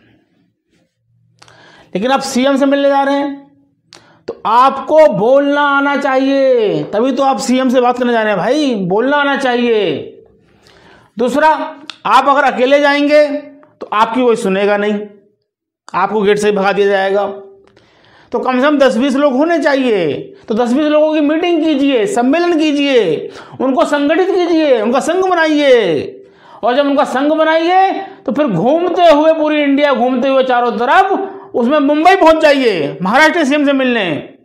अब लेकिन जब सीएम से आप मिलने गए और सीएम ने कह दिया भैया मेरे पास तो समय नहीं है, मैं तो नहीं मिल पाऊंगा। आप ठहरे स्टूडेंट लोग, जेब में 50-100 रुपये पड़े थे, वो किराए में लग गए, अब वापस आने का किराया भी नहीं है। तो आपने सोचा भाई आप ऐसा मुंबई में रहेंगे, तो मुंबई में निवास करने लगे और वहीं आपने बसने का फैसला कर लिया और ये संपत्ति का खत्म कर दिया गया। अच्छे, लेकिन जब आप वहां बस गए तो निश्चित तौर पर आप कोई ना कोई बिजनेस करेंगे, कोई व्यापार करेंगे, कोई कारोबार करेंगे जीवन जीने के लिए। तो इस प्रकार से आप ये 6 स्वतंत्रताएं, इनका क्रम याद कर सकते हैं। लेकिन यह हमेशा ध्यान रखना, ये कै, खे, गे, घे, ड़े और 6 को खत्म कर दिया गया 44वें संशोधन द्वारा, और 6 इसको हम 6 ही पढ़ेंगे। जी, व्यापार की स्वतंत्रता किसमें है? जी में है। इस एफ को डिलीट कर दिया गया है, लेकिन ये जी अभी भी वहीं रखा हुआ है। तो व्यापार की स्वतंत्रता जी में है। कि पेपर में यदि क्वेश्चन आ जाता है और आप इसका एक क्रम भूल चुके हैं, तो आप पहले पेपर में ABCDEFG तक लिख लीजिए, एफ को काट दीजिए क्योंकि ये समाप्त कर दिया गया है। उसके बाद फिर वो कहानी जो मैंने सुनाई थी आप उसको लिखना चालू कर दीजिए। उससे आपको आंसर, इसमें 6 खंड है। पहला खंड जो है वो 6 प्रकार की स्वतंत्रताएं देता है। बाकी के 2 से लेकर 6 तक जो खंड हैं, 5 खंड जो हैं, वो अनुच्छेद 19(1) में जो स्वतंत्रताएं प्रदान की गई हैं उन पर निर्बंधन लगाते हैं, कुछ पाबंदियां लगाते हैं। इसका मतलब क्या है कि अनुच्छेद 19(1) में जो हमें अधिकार मिले हुए हैं, जो आजादी मिली हुई है 6 प्रकार की, वो एब्सोल्यूट नहीं है, आत्यंतिक नहीं है। देखिए, हमारे संविधान ने व्यक्ति की स्वतंत्रता और सामाजिक नियंत्रण के बीच संतुलन स्थापित करने का प्रयास किया है। इस स्वतंत्रता हम उसे ही कह सकते हैं जब सभी मनुष्यों की समान स्वतंत्रता की बात की जाए, और यह उचित प्रतिबंधों की व्यवस्था में हो सकता है। देखिए, कुछ प्रतिबंध लगाने जरूरी होते हैं। आपने देखिए मत्स्य न्याय सुना होगा। मत्स्य न्याय में क्या होता है? समुद्र के अंदर बड़ी मछली छोटी मछली को खा जाती है, ये मत्स्य न्याय है। इसी प्रकार एक जंगल राज आपने सुना होगा। जंगल में क्या होता है? ताकतवर जानवर कमजोर जानवर को खा जाता है। तो हमें ऐसी व्यवस्था नहीं लानी है, जंगल राज नहीं लाना है। इसीलिए हमारे संविधान ने इन स्वतंत्रताओं पर कुछ पाबंदियां लगाई हैं ताकि सभी मनुष्यों को स्वतंत्रता, सभी नागरिकों को स्वतंत्रता प्राप्त हो सके। देखिए, ये निर्बंधन जो लगाए गए हैं, इसके लिए 2 शर्तें लगा दी गई हैं संविधान ने।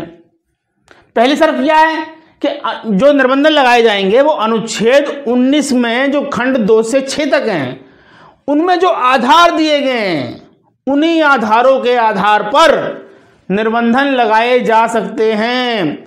और दूसरा, वो निर्बंधन युक्तियुक्त होने चाहिए, रीजनेबल होने चाहिए। यानी आप मनमाने निर्बंधन नहीं लगा सकते हैं, केवल रीजनेबल पाबंदियां ही लगाई जा सकती हैं, रीजनेबल निर्बंधन ही लगाए जा सकते हैं। और कोई प्रतिबंध, कोई निर्बंधन रीजनेबल है या नहीं है, इसका अंतिम फैसला न्यायालय करेगा।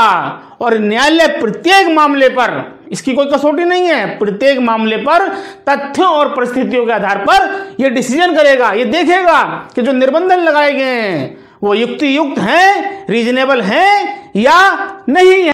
देखिए अनुच्छेद 19(1) में जो 6 प्रकार की स्वतंत्रताएं दी गई हैं, उन पर जो निर्बंधन लगाए जा सकते हैं उनको मैंने एक साथ लेने का प्रयास किया है, ताकि उन जो आधार हैं उन आधारों की आप तुलना कर सकें, उनको समझ सकें कि किस किस आधार पर किस किस स्वतंत्रता पर पाबंदी लगाई जा सकती है। देखिए अनुच्छेद 19(1) के इसके ऊपर खंड 2 द्वारा पाबंदी लगाई गई है।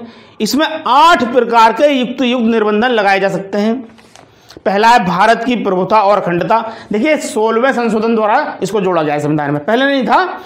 भारत की प्रभुता और अखंडता ये 16वें संशोधन द्वारा संविधान में जोड़ा गया है। दूसरा है राज्य की सुरक्षा। तीसरा है विदेशी राज्यों के साथ मैत्रीपूर्ण संबंध। चौथा है लोक व्यवस्था। पांचवा है शिष्टाचार या सदाचार। छठा है न्यायालय अपमान। सातवां है मानहानि। आठवां है अपराध उद्दीपन। देखिए 8 प्रकार के निर्बंधन जो हैं अनुच्छेद 19(1) के पर लगाए जा सकते हैं। देखिए तो भारत की प्रभुता और अखंडता, निश्चित तौर पर भाई भारत की प्रभुता पहले है, अखंडता पहले है, आप उसका टुकड़ा कैसे कर सकते हैं? तो भारत की प्रभुता, अखंडता और इसी प्रकार राज्य की सुरक्षा। राज्य सुरक्षा सर्वोपरि है भाई, राज्य रहेगा तभी तो मुल्क कर दे पाएगा। इसी प्रकार विदेशी राष्ट्रों के साथ महत्वपूर्ण संबंध, ये भी बहुत जरूरी है। इसी प्रकार लोक व्यवस्था, भाई लोक व्यवस्था मीनिंग क्या है? शांति व्यवस्था बनी रहे। राज्य का गठन ही इसी आधार पर हुआ है कि लोक व्यवस्था बनी रहे। इसी प्रकार शिष्टाचार या सदाचार के आधार पर पाबंदियां लगाई जा सकती हैं। इसी प्रकार न्यायालय अपमान, देखिए यहाँ पर ये कंटेम्प्ट ऑफ कोर्ट न्यायालय अपमान आया है। न्यायालय अपमान के आधार पर भी पाबंदी लगाई जा सकती हैं। यहाँ पर देखिए प्रशांत भूषण केस का जिक्र करना चाहूँगा। प्रशांत भूषण ने सर्वोच्च न्यायालय के चीफ जस्टिस के बारे में अभी कोरोना काल में ही एक वक्तव्य दिया, ट्वीट किया कि वो एक नेता की बाइक पर जा रहे थे बिना हेलमेट लगाए और मास्क भी नहीं पहन रखा था। तो सुप्रीम कोर्ट में ये केस डाला गया कि ये न्यायालय का अपमान है। सुप्रीम कोर्ट के चीफ जस्टिस के बारे में ऐसा कह दिया। अब सुप्रीम कोर्ट बड़ा परेशान हो गया, क्योंकि मूल अधिकारों को रखते सुप्रीम कोर्ट है और सुप्रीम कोर्ट उसको दंड कैसे दे सकता है? भाई अनुच्छेद 19(1) के वाक और अभिव्यक्ति की स्वतंत्रता, प्रशांत भूषण ने अपनी अभिव्यक्ति करी। अब सर्वोच्च न्यायालय तो रक्षक है, हजारों केस पड़े हैं, मूल अधिकारों को मान्यता दी है। अब सर्वोच्च न्यायालय चक्कर में पड़ गया कि अगर उसको दंड देता है तो उसके अपने ही आदेशों का उल्लंघन होगा, और दंड नहीं देता है तो न्यायालय का अपमान हो जाएगा। तो सुप्रीम कोर्ट ने कहा भाई प्रशांत भूषण जी आप माफी मांग लीजिए। प्रशांत भूषण ने कहा मैं माफी नहीं मांगूंगा। सुप्रीम कोर्ट को अंत में केवल उन पर ₹1 का जुर्माना लगा दिया। बस देख लीजिए कितनी बड़ी आजादी दी गई है संविधान ने हमें। सुप्रीम कोर्ट भी झुक गया, इतनी बड़ी आजादी हमें संविधान ने दी है। आप मान सकते हैं कितना बड़ा संविधान है ये। इसी प्रकार मानहानि के लिए पाबंदी लगाई जा सकती है और अपराध उद्दीपन। देखिए आप किसी को अपराध करने के लिए प्रेरित नहीं कर सकते हैं। आप जैसे भीड़ को भाषण दे दें, उत्तेजित कर दें, दंगा फसाद कर दें, तो इस प्रकार की अपराध उद्दीपन की आजादी नहीं दी जा सकती है। दूसरी बात करते हैं अनुच्छेद 19(1) है शांतिपूर्ण निरायुध सम्मेलन करने का जो अधिकार दिया गया, उस पर खंड 3 द्वारा पाबंदी लगाई गई है। इसमें 2 तरीके की पाबंदी लगाई गई है। देखिए भारत की प्रभुता और अखंडता के आधार पर लगाई जा सकती है और लोक व्यवस्था के आधार पर लगाई जा सकती है। इसी प्रकार अनुच्छेद 19(1) संघ बनाने की जो स्वतंत्रता है उस पर खंड 4 द्वारा पाबंदी लगाई गई है। इस पर 3 प्रकार की पाबंदियां हैं: भारत की प्रभुता और अखंडता, लोक व्यवस्था, शिष्टाचार या सदाचार। अब बात करते हैं अनुच्छेद 19(1) है और है। देखिए इन दोनों पर सेम पाबंदियां लगाई गई हैं और खंड 5 के द्वारा दोनों पर पाबंदी लगाई गई हैं। तो 2 प्रकार की पाबंदियां हैं इन दोनों ही अनुच्छेदों पर: साधारण जनता के हित में और किसी अनुसूचित जनजाति के हितों के संरक्षण के लिए। अनुच्छेद 19(1) उस पर खंड 6 द्वारा पाबंदी लगाई गई है। केवल एक आधार है साधारण जनता के हितों में।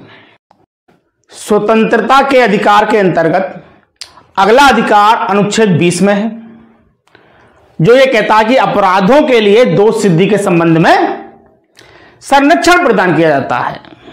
देखिए अनुच्छेद 20 अनागरिक और नागरिक दोनों को प्राप्त है।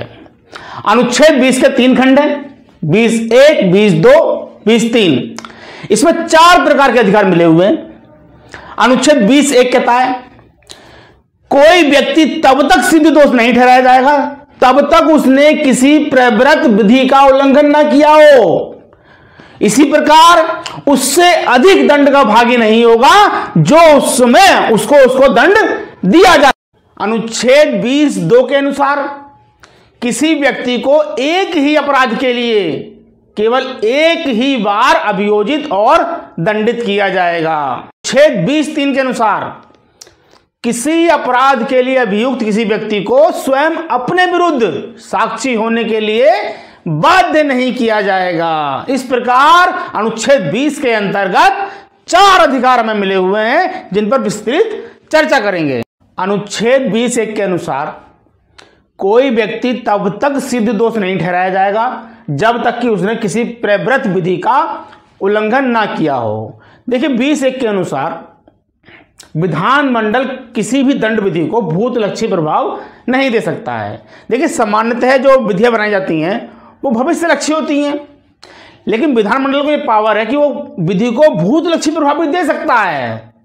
लेकिन जो 20(1) का संरक्षण दिया गया है वो 20(1) का संरक्षण ये है कि दंड विधि को भूतलक्षी प्रभाव नहीं दिया जा सकता।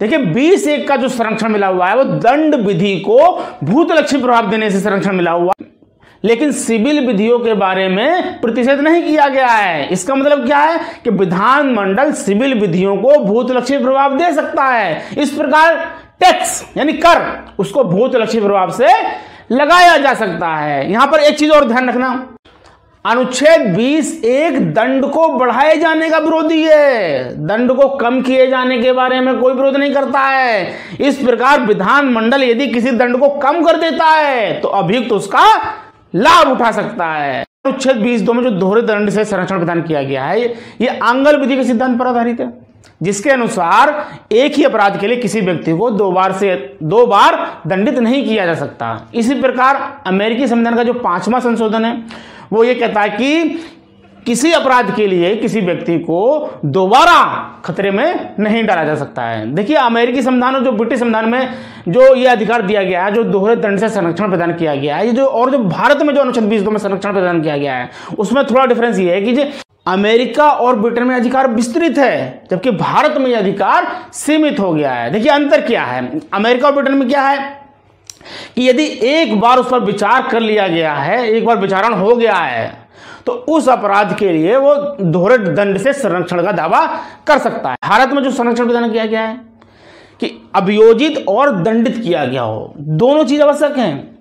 अमेरिका ब्रिटेन में क्या है, अगर एक बार विचार कर लिया गया और उसको बरी कर दिया गया है तो वो दोहरे दंड से संरक्षण का दावा कर सकता है, जबकि भारत में अगर एक बार उस पर विचार किया गया है और उसको दंड नहीं दिया गया, बरी कर दिया गया, तो वो 20(2) से संरक्षण का दावा नहीं कर सकता है। 20(2) से संरक्षण का दावा वो जब भी कर सकता है जब उसको अभियोजित किया गया हो, इसके साथ साथ उसको दंड भी दिया गया हो। देखिए 20(2) का जो संरक्षण प्रदान किया जाता है उसमें 3 आवश्यक शर्तें हैं। पहली क्या है, व्यक्ति का अभियुक्त होना आवश्यक है।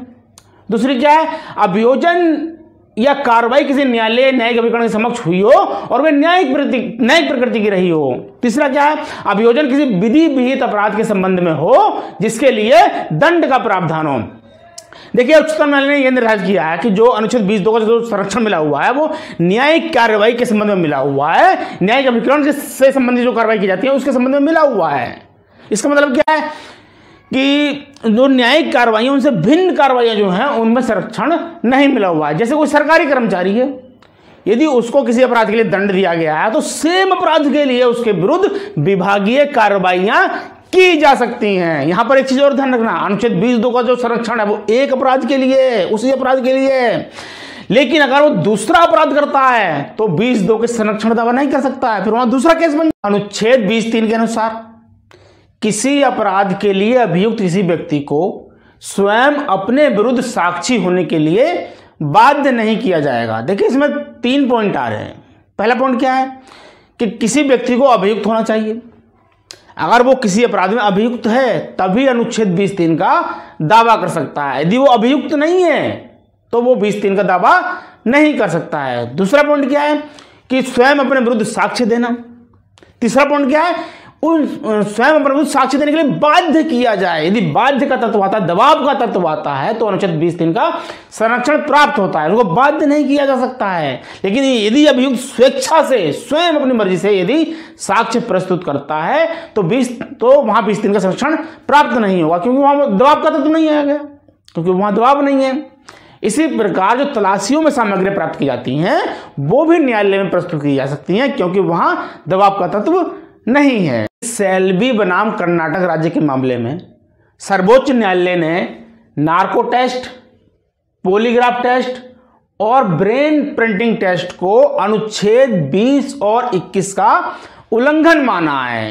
अर्थात ये जो टेस्ट हैं अभियुक्त की सहमति से ही किए जा सकते हैं। यदि अभियुक्त इनकी सहमति नहीं देता है तो यह अनुच्छेद 20 और 21 का उल्लंघन होगा और ये टेस्ट नहीं किए जा सकते हैं। स्वतंत्रता के अधिकार के अंतर्गत अगला मूल अधिकार अनुच्छेद 21 में है, जो प्राण और दैहिक स्वतंत्रता का संरक्षण प्रदान करता है, protection of life and personal liberty. देखिए अनुच्छेद 21 क्या कहता है, किसी व्यक्ति को उसके प्राण या दैहिक स्वतंत्रता से विधि द्वारा स्थापित प्रक्रिया से ही वंचित किया जाएगा, अन्यथा नहीं। देखिए अनुच्छेद 21 में व्यक्ति शब्द का प्रयोग हुआ है, जो साबित करता है कि यह अनुच्छेद, ये जो मूल अधिकार मिला हुआ है नागरिक अनागरिक दोनों को मिला हुआ है। देखिए चकमा शरणार्थियों का जो मामला था उसमें सुप्रीम कोर्ट ने यह कहा कि राज्य का यह कर्तव्य है कि वो चकमा शरणार्थियों को अनुच्छेद 21 द्वारा जो अधिकार दिया गया है, प्राण का, दैहिक स्वतंत्रता का जो अधिकार दिया गया है, वो उनको प्रदान करे, क्योंकि अनुच्छेद 21 का संरक्षण नागरिक अनागरिक दोनों को प्राप्त है। देखिए अनुच्छेद 21 में विधि द्वारा स्थापित प्रक्रिया, प्रोसीजर एस्टेब्लिश्ड बाय लॉ शब्दावली का प्रयोग हुआ है। यह शब्दावली जापान से ली गई है, जिसका मीनिंग यह है कि विधानमंडल प्रक्रिया बनाएगा और उस प्रक्रिया के द्वारा किसी व्यक्ति को उसके प्राण से और उसकी दैहिक स्वतंत्रता से वंचित किया जा सकता है। अमेरिकी संविधान में सम्यक विधि प्रक्रिया अर्थात ड्यू प्रोसेस ऑफ लॉ शब्दावली का प्रयोग हुआ है, जिसके अनुसार प्रक्रिया उचित होनी चाहिए। देखिए वहां के जो सुप्रीम कोर्ट है, वहां के न्यायालयों ने ड्यू प्रोसेस ऑफ लॉ की बड़ी व्यापक व्याख्या की है, जो प्राकृतिक न्याय के सिद्धांत से इस अधिकार को जोड़ देते हैं। अर्थात ये जो प्रक्रिया है, दैहिक स्वतंत्रता से वंचित करने वाली जो प्रक्रिया है, वो प्राकृतिक न्याय के सिद्धांतों के अनुरूप होनी चाहिए, और प्राकृतिक न्याय का सिद्धांत मानवतावादी दृष्टिकोण प्रदान करता है। देखिए यहां पर सुप्रीम कोर्ट के जो दो केस हैं वो बहुत महत्वपूर्ण है। पहला गोपालन बनाम मद्रास राज्य।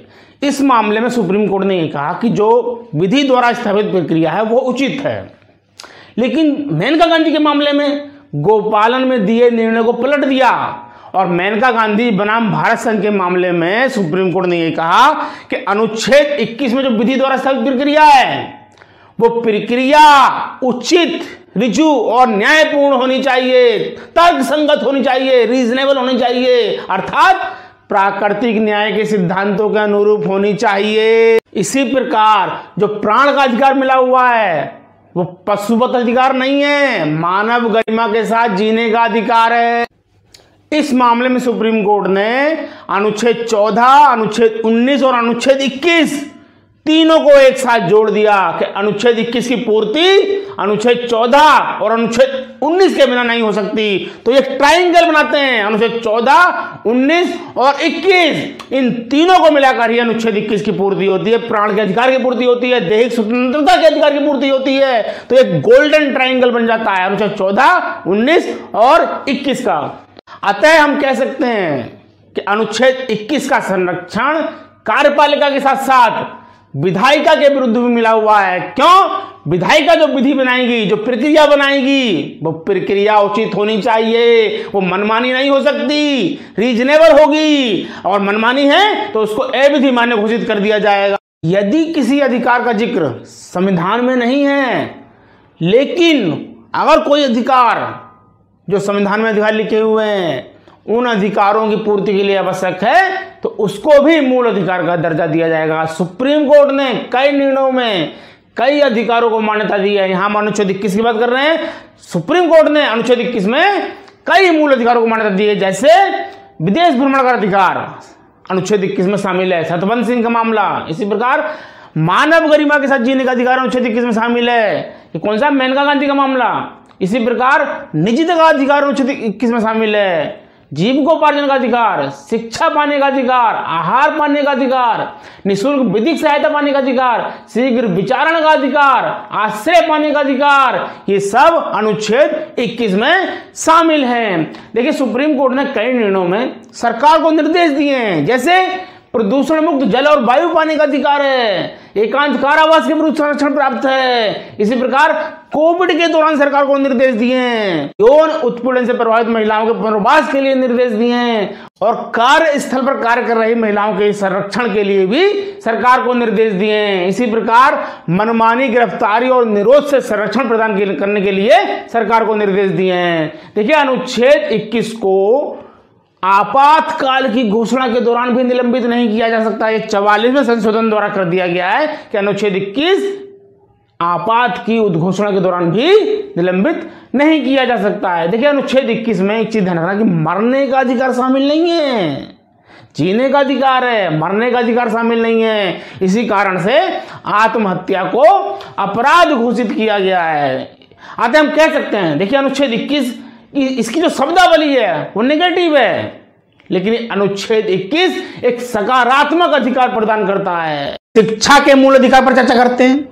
देखिए, शिक्षा को मूल अधिकार बना दिया गया है कि 86वें संशोधन द्वारा संविधान का संशोधन करके अनुच्छेद 21 के बाद 21 के जोड़ा गया है, जो शिक्षा को मूल अधिकार का दर्जा प्रदान करता है। अनुच्छेद 21 के क्या कहता है कि राज्य 6 वर्ष से 14 वर्ष तक की आयु के सभी बालकों के लिए निःशुल्क और अनिवार्य शिक्षा देने का उपबंध करेगा। देखिए, पहले नीति निर्देशक तत्व था अनुच्छेद 45 में, लेकिन अब इसको अनुच्छेद 21 के में मूल अधिकार बना दिया गया है। देखिए, यहां पर दो मामलों का जिक्र करना चाहूंगा, एक मोहिनी जन्म बनाम कर्नाटक राज्य, दूसरा यूनिक कृष्णन बनाम आंध्र प्रदेश राज्य। देखिए, इन दोनों ही मामलों में सुप्रीम कोर्ट ने यह कहा कि शिक्षा का अधिकार जो है वो अनुच्छेद 21 में शामिल है कि शिक्षा के बिना कोई भी व्यक्ति अपने मूल अधिकारों का ठीक ढंग से प्रयोग ही नहीं कर सकता है। इसलिए सुप्रीम कोर्ट ने शिक्षा को मूल अधिकार घोषित कर दिया था अनुच्छेद 21 में।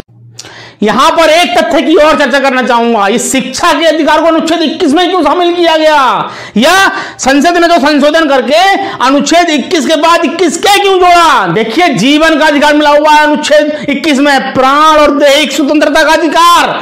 ये जीवन जीने का अधिकार मात्र जीवन जीने का अधिकार नहीं है, गरिमा के साथ जीने का अधिकार है, मानव गरिमा के साथ। और कोई भी व्यक्ति गरिमा तभी पा सकता है जब वो शिक्षित होगा। शिक्षा के बिना वो गरिमा के साथ नहीं जी सकता है, वो अपने अधिकारों को जानेगा।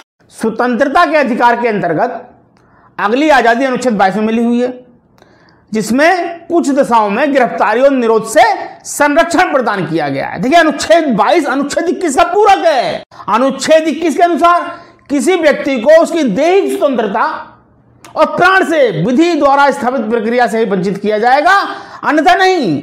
यानी विधि द्वारा स्थापित प्रक्रिया से किसी व्यक्ति को उसकी दैहिक स्वतंत्रता से वंचित किया जा सकता है। इसका मतलब विधानमंडल विधि बनाकर किसी व्यक्ति को उसकी दैहिक स्वतंत्रता से वंचित कर सकता है। देखिए, गोपालन के मामले में सुप्रीम कोर्ट ने यह निर्धारित किया कि विधानमंडल को विधि बनाने की पूर्ण स्वतंत्रता है, लेकिन मेनका गांधी के मामले में गोपालन में दिए गए विनिश्चय को उलट दिया और यह कहा कि विधानमंडल जो विधि बनाएगा वो युक्त, ऋजु और न्यायपूर्ण होनी चाहिए, अर्थात नैसर्गिक न्याय के सिद्धांतों के अनुसार होनी चाहिए। यानी समयक विधि प्रक्रिया को शामिल कर दिया अनुच्छेद 21 में। इस प्रकार विधानमंडल मनमानी विधि नहीं बना सकता है, वो युक्त होनी चाहिए। अगर युक्त नहीं होगी तो सर्वोच्च न्यायालय उसको अवैध घोषित कर देगा। अनुच्छेद 21 में यह कहा गया कि विधि द्वारा स्थापित प्रक्रिया से किसी व्यक्ति को उसकी दैहिक स्वतंत्रता से वंचित किया जा सकता है। अनुच्छेद 22 में उन प्रक्रियात्मक उपबंधों की बात की गई है जिनका विधानमंडल को पालन करना है। इसका मतलब कुछ आजादी दी गई है, विधानमंडल उनका पालन करेगा, उन नियमों को शामिल करेगा। यदि विधानमंडल उन नियमों को, उन प्रक्रियाओं को अपनी विधि में शामिल नहीं करता है तो वो अवैध घोषित कर दिए जाएंगे। इसका मतलब अनुच्छेद 22 हमें कुछ संरक्षण प्रदान करता है। अनुच्छेद 22 के अनुसार गिरफ्तारियां दो प्रकार की हो सकती हैं, एक सामान्य दंड विधि के अधीन, दूसरा निवारक निरोध विधि के अधीन। सामान्य विधि के अधीन जब किसी व्यक्ति को गिरफ्तार किया जाता है तो अनुच्छेद 22 का खंड 1 और खंड 2 4 प्रकार के संरक्षण प्रदान करते हैं। इसमें पहला क्या है कि गिरफ्तारी के कारणों को यथाशीघ्र बताए जाने का अधिकार है। जिस प्राधिकारी ने व्यक्ति को गिरफ्तार किया है वो उसको गिरफ्तारी के शीघ्र अतिशीघ्र कारण बताएगा। यदि गिरफ्तारी के कारणों को विलंब से बताया जाता है तो उसका भी पर्याप्त कारण होना चाहिए। दूसरा अधिकार क्या है? अपनी रुचि के वकील से परामर्श करने और बचाव करने का अधिकार। देखिए, अपनी रुचि के वकील से परामर्श करने का अधिकार मिला हुआ है, उससे बचाव करवाने का अधिकार मिला हुआ है। हुस्न आरा खातून के मामले में सुप्रीम कोर्ट ने यह निर्धारित किया है कि प्रत्येक निर्दोष व्यक्ति जो निर्धनता के कारण या किसी अन्य कारण से अधिवक्ता की नियुक्ति नहीं कर सकता है तो सरकार को उसे निःशुल्क विधिक सहायता देनी होगी। अगर उसको विधिक सहायता नहीं दी जाती है तो अनुच्छेद 21 का उल्लंघन होगा और उसकी गिरफ्तारी या निरोध अवैध हो जाएगा। देखिए, यहां पर एक एग्जाम्पल लेते हैं। मुंबई हमलों का दोषी कसाब, उसको भी वकील दिया गया ताकि वो ये ना कह सके कि प्राण और दैहिक स्वतंत्रता के अधिकार का उल्लंघन हुआ है। तीसरा जो अधिकार मिला हुआ है कि 24 घंटे के भीतर मजिस्ट्रेट के समक्ष पेश किया जाएगा। यात्रा के समय को निकालकर तो 24 घंटे के अंदर मजिस्ट्रेट के सामने पेश करना अनिवार्य है। चौथा जो अधिकार मिला हुआ है कि यदि 24 घंटे से अधिक का जो निरोध है वो मजिस्ट्रेट के आदेश के बिना नहीं किया जा सकता है, यानी मजिस्ट्रेट का आदेश जरूरी है। यदि पुलिस किसी अभियुक्त को 24 घंटे से अधिक अपनी अभिरक्षा में रखना चाहती है तो उसे मजिस्ट्रेट का आदेश लेना होगा। यहां पर देखिए अंतर यह हो जाता है, पहली जो गिरफ्तारी होती है उसमें वो पुलिस अभिरक्षा में रहता है और जब मजिस्ट्रेट का आदेश आ जाता है तो वो न्यायिक अभिरक्षा में रहता है। अनुच्छेद 22 का जो खंड 1 और 2 है वो कार्यपालिका या जो न्यायोत्तर प्राधिकारी होते हैं उनके विरुद्ध संरक्षण प्रदान करता है। लेकिन जब न्यायालय द्वारा कोई वारंट जारी किया जाता है और उसके अधीन किसी व्यक्ति को निरुद्ध किया जाता है या गिरफ्तार किया जाता है तो वहां इस प्रकार के संरक्षण नहीं प्राप्त होंगे। अनुच्छेद 22 का खंड 3 इसके दो अपवाद बताता है। जो खंड 1 और 2 में जो अधिकार दिए गए हैं उसके दो अपवाद हैं। पहला क्या है? शत्रु अन्य देशियों को उनका संरक्षण प्राप्त नहीं होगा। दूसरा, निवारक निरोध विधि के अंतर्गत जो निरुद्ध किया गया व्यक्ति उसको भी खंड 1, 2 के अधीन जो संरक्षण मिले हुए हैं वो नहीं प्राप्त होंगे। अब निवारक निरोध की बात करते हैं। देखिए, भारतीय संविधान में निवारक निरोध यानी प्रिवेंटिव डिटेंशन इसकी कोई परिभाषा नहीं दी गई है। इसका मतलब यह होता है व्यक्ति को अपराध करने से रोकना, अर्थात संदेह के आधार पर भी उसे गिरफ्तार किया जा सकता है। यदि पुलिस अधिकारी को लगता है कि यह कोई गंभीर अपराध कर सकता है तो उसको एहतियाती तौर पर गिरफ्तार किया जा सकता है। अनुच्छेद 22 के खंड 4 से लेकर 7 तक जो है वो मनमाने निरुद्ध के विरुद्ध एक मूल अधिकार प्रदान करते हैं। यानी निवारक निरोध विधि के अंतर्गत किसी व्यक्ति को जब गिरफ्तार किया जाता है तो उसमें कौन कौन से संरक्षण प्राप्त होते हैं, अनुच्छेद 22 के खंड 4 से 7 इन्हीं अधिकारों की पुष्टि करते हैं। निवारक निरोध विधि को जनतंत्रात्मक शासन प्रणाली के प्रतिकूल माना जाता है। देखिए, अमेरिका और इंग्लैंड में ऐसा कोई कानून नहीं है जो शांति काल में निवारक निरोध की व्यवस्था करता हो। इसी कारण से अधिकांश लोग इसकी आलोचना करते। भारत में शांति काल में भी इसकी व्यवस्था है और संविधान का एक अंग बना दिया गया है। देखिए, इस अंतर को समझते हैं। अमेरिका और इंग्लैंड में ये व्यवस्था नहीं है। देखिए, भारत में जो परिस्थिति थी उनको देखते हुए निवारक निरोध की व्यवस्था की गई। निवारक निरोध विधि बनाने की जो शक्ति है वो संविधान की 7वीं अनुसूची से प्राप्त होती है। संघ सूची यानी सूची 1 के अनुसार संघ सूची में रक्षा, विदेश कार्य और भारत की सुरक्षा ये 3 पॉइंट दिए हुए हैं जिनके आधार पर, जिनके कारण से निवारक निरोध विधि बनाई जा सकती है। दूसरा, सूची 3 यानी समवर्ती सूची, इसका मतलब संघ और राज्य दोनों उस पर विधान बना सकते हैं। कौन कौन से विषय हैं उसमें? किसी राज्य की सुरक्षा या लोक व्यवस्था बनाए रखने के लिए या समुदाय के लिए आवश्यक प्रदायों और सेवाओं को बनाए रखने के लिए निवारक निरोध विधि बनाई जा सकती है। देखिए इसमें संघ सूची है और संवर्ती सूची है, राज्य सूची के संबंध में नहीं है। तो कितने महत्वपूर्ण विषय हैं। भारत की सुरक्षा, किसी राज्य की रक्षा, लोक व्यवस्था बनाए रखने के लिए, इन सबके संबंध में ही निवारक निरोध विधि बनाई जा सकती है। 22 के खंड 4 से 7 में अधिकार किसी व्यक्ति को प्राप्त होते हैं। पहला अधिकार क्या है? सलाहकार बोर्ड का पुनर्विलोकन। इसका मतलब यदि किसी व्यक्ति को गिरफ्तार किया गया है या निरुद्ध किया गया है तो अधिकतम 3 माह तक उसको निरुद्ध कर सकते हैं। उससे अधिक के लिए सलाहकार बोर्ड का समर्थन प्राप्त करना होगा। यदि सलाहकार बोर्ड ये कहता है कि गिरफ्तारी अवैध है, पर्याप्त कारण नहीं है, तो सरकार को उसका निरोध रद्द करना होगा। देखिए यहां पे 44वें संशोधन को भी जान लीजिए। 44वें संशोधन द्वारा जो 3 माह की जो अवधि है इसको घटाकर 2 माह कर दिया गया है, लेकिन इसको भी लागू नहीं किया गया है। राष्ट्रपति ने अभी अधिसूचना नहीं जारी की है। क्या लिखा हुआ है? अधिसूचना की तारीख से लागू होगा, परंतु राष्ट्रपति ने अभी तक अधिसूचना जारी नहीं की है, तो 44वां संशोधन अभी लागू नहीं हुआ, इसीलिए यह अवधि 3 माह बनी हुई है। दूसरा अधिकार है गिरफ्तारी के कारण जानने का अधिकार, और तीसरा अधिकार है गिरफ्तारी आदेश के विरुद्ध अभ्यावेदन करने का। निरोध आदेश देने वाला अधिकारी उस आदेश के विरुद्ध अभ्यावेदन करने के लिए उस व्यक्ति को शीघ्र अतिशीघ्र अवसर प्रदान करेगा। देखिए भारत में निवारक निरोध का इतिहास भी जान लेते हैं। सर्वप्रथम भारत की सुरक्षा और सार्वजनिक व्यवस्था के लिए निवारक निरोध अधिनियम 1950 पारित किया गया और 1969 में इसे समाप्त कर दिया गया। दूसरा आंतरिक सुरक्षा रखरखाव अधिनियम यानी मीसा 1971 में पारित किया गया। Misa means maintenance of internal security act 1971, इसको 1978 में समाप्त कर दिया गया। देखिए अराजकतावादी तत्वों के खिलाफ ये मीसा पारित किया गया था। एक आर्थिक क्षेत्र में विदेशी मुद्रा संरक्षण व तस्करी गतिविधियों की रोकथाम अधिनियम 1974 पारित किया गया। Conservation of foreign exchange and prevention of smuggling activities act 1974।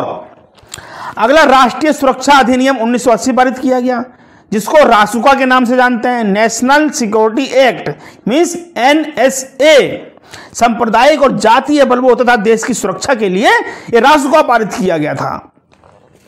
अगला है कालाबाजारी निवारण और आवश्यक वस्तु प्रदाय अधिनियम 1980 पारित किया गया है। यह कालाबाजारी की रोकथाम करने के लिए कानून बनाया गया है। अगला महत्वपूर्ण कानून Tada, terrorism and disruptive activities prevention act, आतंकवाद एवं विध्वंसक गतिविधियां निवारण अधिनियम 1985 पारित किया गया। यह पंजाब और जम्मू कश्मीर जो आतंकवादी गतिविधियां बढ़ रही थी उन पर अंकुश लगाने के लिए ही टाडा पारित किया गया था। अगला आतंकवाद निरोधक अधिनियम 2002 पारित किया गया, यानी पोटा प्रिवेंशन ऑफ टेररिज्म एक्ट, इसको 2004 में समाप्त कर दिया गया। तीसरा मूल अधिकार है शोषण के विरुद्ध अधिकार। यह अनुच्छेद 23 और 24 में दिया गया है।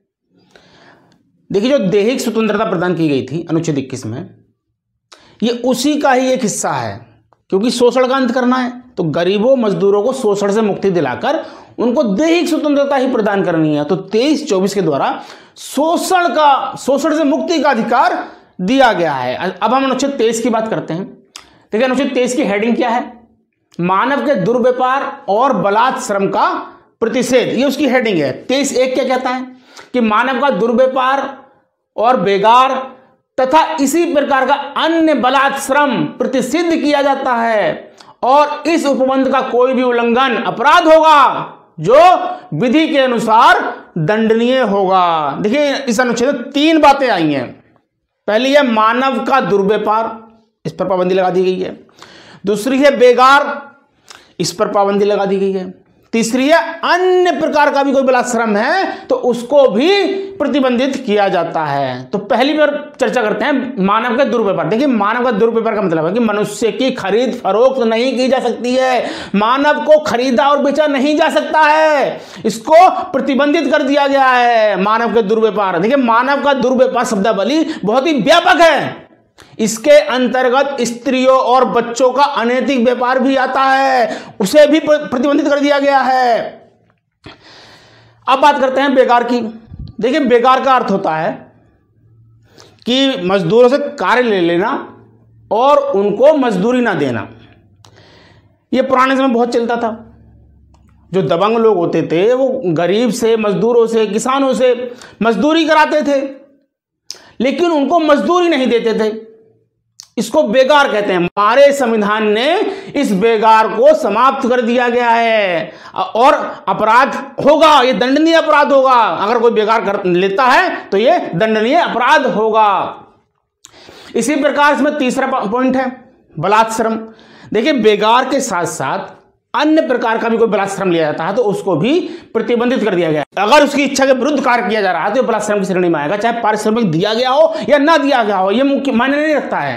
देखिए, बलात्श्रम मीन्स अगर आप उसे जबरदस्ती काम दे रहे हैं, उसकी इच्छा के विरुद्ध कार्य ले रहे हैं और पारिश्रमिक भी दे रहे हैं, लेकिन तब भी यह अनुच्छेद 23 का उल्लंघन होगा। पारिश्रमिक देना या नहीं देना यह मायने नहीं रखता है। बलात्श्रम, उसकी इच्छा के विरुद्ध आप कार्य नहीं ले सकते, उसको भी प्रतिबंधित कर दिया गया है, क्योंकि उसकी इच्छा के विरुद्ध कार्य लेना मानव की प्रतिष्ठा और गरिमा पर आघात पहुंचता है। ये सुप्रीम कोर्ट ने कहा है। और हमारा संविधान क्या कहता है? मनुष्य को, भारत के नागरिकों को प्रतिष्ठा दिलानी है, गरिमा दिलानी है। और एशियाड श्रमिक केस की और चर्चा कर लेते हैं। एशियाड श्रमिक केस ये 1982 का है। इसमें सुप्रीम कोर्ट ने यह कहा कि न्यूनतम मजदूरी से कम मजदूरी देना भी अनुच्छेद 23 का उल्लंघन है, उसको पूरी मजदूरी देनी होगी। देखिए, जो कैदी होते हैं उन कैदियों से भी श्रम लिया जाता है, लेकिन कैदियों को भी पारिश्रमिक देना पड़ेगा। बिना पारिश्रमिक दिए अगर कैदियों से काम लिया जाता है तो यह अनुच्छेद 23 का उल्लंघन होगा। कैदी अगर काम कर रहा है तो उसको पारिश्रमिक देना होगा।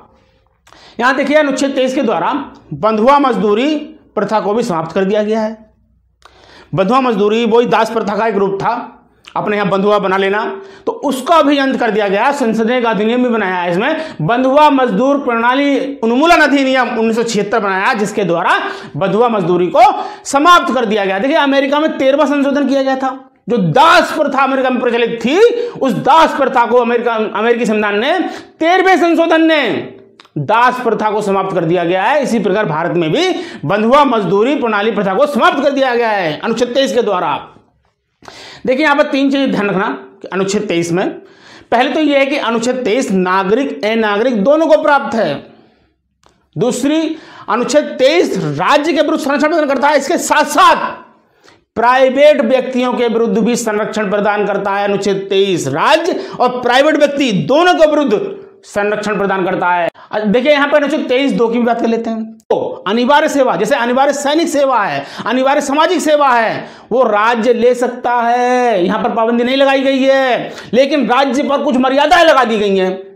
राज्य अनिवार्य सेवा ले सकता है, लेकिन 2 मर्यादाएं हैं। पहली मर्यादा का है कि राज्य का उद्देश्य सार्वजनिक प्रयोजन होना चाहिए, और दूसरा, राज्य धर्म, मूल वंश, जाति या वर्ग के आधार पर विभेद नहीं कर सकता है इस प्रकार अनिवार्य सेवा लेने में। तो 2 पाबंदियां लगा दी गई हैं। तो राज्य अनिवार्य सेवा ले सकता है, लेकिन 2 मर्यादाओं के अधीन ही वो अनिवार्य सेवा ले सकता है। अब अनुच्छेद 24 की बात करते हैं। देखिए, अनुच्छेद 24 के द्वारा बाल श्रम को प्रतिबंधित कर दिया गया। अनुच्छेद 24 क्या कहता है? देखिए, 14 वर्ष से कम आयु के किसी बालक को किसी कारखाने या किसी खान में काम करने के लिए नियोजित नहीं किया जाएगा या किसी अन्य परिसंगठन में नियोजन में नहीं लगाया जाएगा। इसका अर्थ है कि अनुच्छेद 24 के द्वारा बाल श्रम को पूर्ण रूप से प्रतिबंधित कर दिया गया। देखिए, यहां पर एक चीज और ध्यान रखना, अनुच्छेद 24 का कोई अपवाद नहीं है, आत्यंतिक है। बाल श्रम को प्रतिबंधित कर दिया जाता है। देखिए, कुछ जो एक्ट बनाए गए हैं वो इसकी पूर्ति करते हैं, जैसे बालक नियोजन अधिनियम 1938 है, बालक श्रम गिरवीकरण अधिनियम 1933 है, इसी प्रकार बालक श्रम प्रतिषेध और विनियमन अधिनियम 1986 है, जो बाल श्रम को प्रतिबंधित करते हैं। इसी प्रकार कई अन्य अधिनियम बनाए गए हैं, जैसे भारतीय कारखाना अधिनियम 1948 है, खान अधिनियम 1952 है। ये सब बाल श्रम को प्रतिबंधित करते हैं। देखिए, इसमें सुप्रीम कोर्ट का एक आदेश है कि सुप्रीम कोर्ट ने people's union for democratic rights बनाम भारत संघ के मामले में दिया था कि जो निर्माण कार्य है, जैसे भवन का निर्माण करना, ये भी संकटपूर्ण है, यहां भी बालकों को नियोजित नहीं किया जा सकता। यहां पर एक महत्वपूर्ण केस है, MC मेहता बनाम तमिलनाडु राज्य। इस केस में सर्वोच्च न्यायालय ने बाल श्रम को प्रतिबंधित कर दिया गया है और सरकार को दिशा निर्देश दिए गए हैं। बालकों को संरक्षण करने के लिए सरकार को दिशा निर्देश दिए। देखिए, चौथा मूल अधिकार है धर्म की स्वतंत्रता का अधिकार। ये अनुच्छेद 25 से 28 में दिया गया है। देखिए, सुप्रीम कोर्ट ने बोम्मई बनाम भारत संघ के मामले में यह कहा कि पंथ निरपेक्षता संविधान का आधारभूत ढांचा है। इसका मतलब क्या है कि पंथ निरपेक्षता को जो आधारभूत ढांचा है उसमें संशोधन नहीं किया जा सकता, परिवर्तन नहीं किया जा सकता।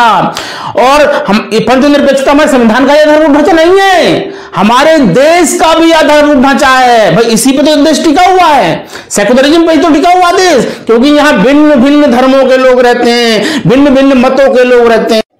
देखिए, अब हम बात करते हैं राज्य के विषय की। इसका पंथ निरपेक्षता का जन्म कैसे होता है, इस पर बात करते हैं। देखिए, राज्य का विषय क्या है? राज्य का विषय है राज्य और व्यक्ति में क्या संबंध है, या व्यक्ति और व्यक्ति में क्या संबंध है। राज्य यहीं तक सीमित है, व्यक्ति और ईश्वर इन दोनों के बीच क्या संबंध होगा, किस प्रकार संबंध स्थापित किया जाएगा, इसमें राज्य कोई हस्तक्षेप नहीं कर सकता, क्योंकि यह अंतःकरण का मामला है, व्यक्तिगत विश्वास का मामला है। राज्य इसमें हस्तक्षेप नहीं कर सकता। व्यक्ति चाहे तो किसी भी धर्म को मान सकता है, किसी भी पंथ को मान सकता है, वो स्वयं अपना धर्म भी बना सकता है, नया धर्म बना सकता है। तो ये इसी को धर्म की आजादी कहा जाता है। देखिए, अब हम बात करते हैं कि धर्म निरपेक्षता और पंथ निरपेक्षता में क्या अंतर है। देखिए, प्रस्तावना में भारतीय संविधान को सेकुलर स्टेट घोषित किया गया है, और जब इसका हिंदी अनुवाद किया जा रहा था तो यह प्रश्न उठा कि इसका हिंदी में जो अनुवाद है सेकुलर का, वो धर्म निरपेक्ष रखा जाए या पंथ निरपेक्ष रखा जाए। अनुवादकर्ताओं के सामने ये गंभीर प्रश्न उठा, तो उन्होंने पंथ निरपेक्षता को संविधान में स्थान दिया। देखिए, यहां धर्म निरपेक्षता और पंथ निरपेक्षता में क्या अंतर है। देखिए, धर्म निरपेक्षता एक नेगेटिव धारणा है, इसमें राज्य दूरी बना लेता है, जबकि पंथ निरपेक्षता एक सकारात्मक धारणा है, इसमें दूरी नहीं बनाएगा, बल्कि सभी धर्मों का समान सम्मान किया जाएगा और किसी भी धर्म के साथ अन्याय नहीं किया जाएगा, विभेद नहीं किया जाएगा। इसी को पंथ निरपेक्षता कहते हैं। देखिए, अब हम चर्चा करेंगे सेकुलरिज्म के दो मॉडल होते हैं, एक भारतीय मॉडल है, एक पाश्चात्य मॉडल है। थोड़ा सा माइनर डिफरेंस है। देखिए, जो भारतीय मॉडल है वो सर्वधर्म समभाव पर आधारित है, जबकि सेकुलरिज्म का पाश्चात्य मॉडल धर्म से तटस्थता पर आधारित है। भारतीय मॉडल सर्वधर्म समभाव पर आधारित है। देखिए, अमेरिकी संविधान और भारतीय संविधान, इसमें भी अंतर समझ लेते हैं। अमेरिकी संविधान का प्रथम संशोधन क्या कहता है, इसको ध्यान से सुनिएगा। अमेरिकी संविधान का प्रथम संशोधन, कांग्रेस किसी धर्म के स्थापन में या उसके स्वतंत्र प्रयोग को निषिद्ध करने के संबंध में कोई विधि नहीं बनाएगी। इसका मतलब क्या है, भारतीय संविधान में और अमेरिकी संविधान में केवल एक अंतर है कि भारतीय संविधान में जो धर्म की स्वतंत्रता का अधिकार दिया गया है उसमें कुछ प्रतिबंध भी लगाए गए हैं, जबकि अमेरिकी संविधान में आत्यंतिक है, उसमें कोई प्रतिबंध नहीं लगाए गए हैं। अब अनुच्छेद 25 की बात करते हैं। देखिए, अनुच्छेद 25 की हेडिंग क्या है, अंतःकरण की और धर्म को बाध्य रूप से मानने, आचरण और प्रचार करने की स्वतंत्रता। अनुच्छेद 25 के दो खंड हैं। खंड एक कहता है लोक व्यवस्था, सदाचार और स्वास्थ्य तथा इस भाग के अन्य उपबंधों के अधीन रहते हुए सभी व्यक्तियों को अंतःकरण की स्वतंत्रता का और धर्म के बाध्य रूप से मानने, आचरण करने और प्रचार करने का अधिकार होगा। देखिए, खंड दो क्या कह रहा है, धार्मिक आचरण से संबंध किसी आर्थिक, वित्तीय, राजनीतिक अन्य लौकिक क्रियाकलापों का विनियमन किया जा सकता है। इसी प्रकार से खंड 6 में सामाजिक कल्याण और सुधार के लिए या सार्वजनिक प्रकार की हिंदुओं की धार्मिक संस्थाओं को हिंदुओं के सभी वर्गों, अनुभागों के लिए खोलने की व्यवस्था की जा सकती है। देखिए, अनुच्छेद 25 में इस प्रकार दो प्रकार के अधिकार मिलते हैं। पहला अधिकार है अंतःकरण का, अंतःकरण की स्वतंत्रता है। दूसरा, धर्म को बाध्य रूप से मानने, आचरण करने और प्रचार करने का अधिकार है। तो पहली आजादी पर बात करते हैं, अंतःकरण की स्वतंत्रता। देखिए, अंतःकरण ये आत्यंतिक है, व्यक्ति का ईश्वर से क्या संबंध होगा वो व्यक्ति स्वयं निर्धारित करेगा। राज्य इसमें लेस मात्र भी हस्तक्षेप नहीं कर सकता, क्योंकि ये व्यक्ति का आंतरिक मामला है, एब्सोल्यूट है। देखिए, जब ये जो आंतरिक स्वतंत्रता है, ये अंतःकरण की जो स्वतंत्रता है, जब ये बाह्य रूप में प्रकट होती है तो उसी को हम धर्म को मानना, प्रचार करना, आचरण करना कहते हैं। तो अब हम इस पर चर्चा करते हैं। देखिए, इसमें 3 पॉइंट आए हैं, तीनों पॉइंटों पर अलग अलग चर्चा करेंगे। धर्म को मानना, आचरण करना और प्रचार करना, 3 पॉइंट आए हैं। पहला पॉइंट है धर्म को मानना। इसका क्या अर्थ है? देखिए, धर्म को मानने का अर्थ है कि अपने धर्म के प्रति श्रद्धा एवं विश्वासों को स्वतंत्रता पूर्वक और खुलेआम घोषित करना, यह धर्म को मानने का अर्थ है। दूसरा है आचरण करने। देखिए, कर्म कांडों और धार्मिक कृत्यों को प्रदर्शित करने की स्वतंत्रता को ही आचरण कहते हैं। तीसरा है प्रचार करने की स्वतंत्रता। देखिए, जो आपने अपना धार्मिक विश्वास बनाया है, जो आपका अंतःकरण कहता है, आप उसके अकॉर्डिंग उसका प्रचार कर सकते हैं। प्रचार करने का मतलब है कि अपने विचारों को दूसरों तक पहुंचाना, इसको प्रचार करना कहते हैं। देखिए, इस प्रचार करने में आप किसी को समझा बुझा भी सकते हैं। यहां एक चीज ध्यान रखना, इस समझाने बुझाने में आप जबरन धर्म परिवर्तन नहीं करा सकते, किसी का दबाव नहीं डाल सकते, केवल आप रिक्वेस्ट कर सकते। सुप्रीम कोर्ट के कई मामले हैं जिनको हम चर्चा करेंगे, जिससे अधिकार आपको और क्लियर हो जाएगा। देखिए, पहला मामला है राष्ट्रगान का मामला, जिसको इमैनुअल बनाम केरल राज्य के नाम से जाना जाता है। इसमें सुप्रीम कोर्ट ने क्या कहा? किसी व्यक्ति को राष्ट्रगान गाने के लिए बाध्य नहीं किया जा सकता यदि उसका धार्मिक विश्वास ऐसा कहता है। दूसरा, इस्माइल फारूकी का मामला, इस्माइल फारूकी बनाम भारत संघ, यह अयोध्या का मामला है। इसमें सुप्रीम कोर्ट ने कहा कि राज्य किसी भी पूजा स्थल का, चाहे वो हिंदुओं का, मुस्लिमों का, सिखों का, मंदिर, मस्जिद, गिरजाघर, किसी भी पूजा स्थल का अधिग्रहण कर सकता है। राज्य के पास ये पावर है, क्योंकि पूजा के अधिकार के अंतर्गत किसी भी स्थान पर पूजा करने का अधिकार शामिल नहीं है। देखिए, मान लीजिए सड़क चौड़ी करनी है और कोई पूजा स्थल आ रहा है बीच में, तो राज्य उसको हटा सकता है, क्योंकि उसमें सार्वजनिक हित है। तो सार्वजनिक हित यदि जुड़ा हुआ है तो इस प्रकार से धार्मिक स्थल को हटाया जा सकता है। देखिए, अनुच्छेद 25 में जो धर्म की आजादी प्रदान की गई है, उस पर 3 प्रकार के प्रतिबंध भी लगाए जा सकते हैं। पहला क्या है? सार्वजनिक व्यवस्था, सदाचार और स्वास्थ्य के आधार पर प्रतिबंध लगाए जा सकते हैं। दूसरा है धार्मिक आचरण से संबंध किसी आर्थिक, वित्तीय, राजनीतिक या अन्य लौकिक क्रियाकलापों को विनियमित किया जा सकता है। तीसरा क्या है? सामाजिक कल्याण और सुधार के लिए अथवा सार्वजनिक प्रकार के हिंदुओं की धार्मिक संस्थाओं को हिंदुओं के सभी वर्गों और अनुभागों के लिए खोला जा सकता है। 3 प्रकार के प्रतिबंध इसमें लगाए जा सकते हैं। धर्म की स्वतंत्रता पर पहला निर्बंधन लोक व्यवस्था, सदाचार और स्वास्थ्य के अधीन, ये 3 पॉइंट आए हैं इसमें।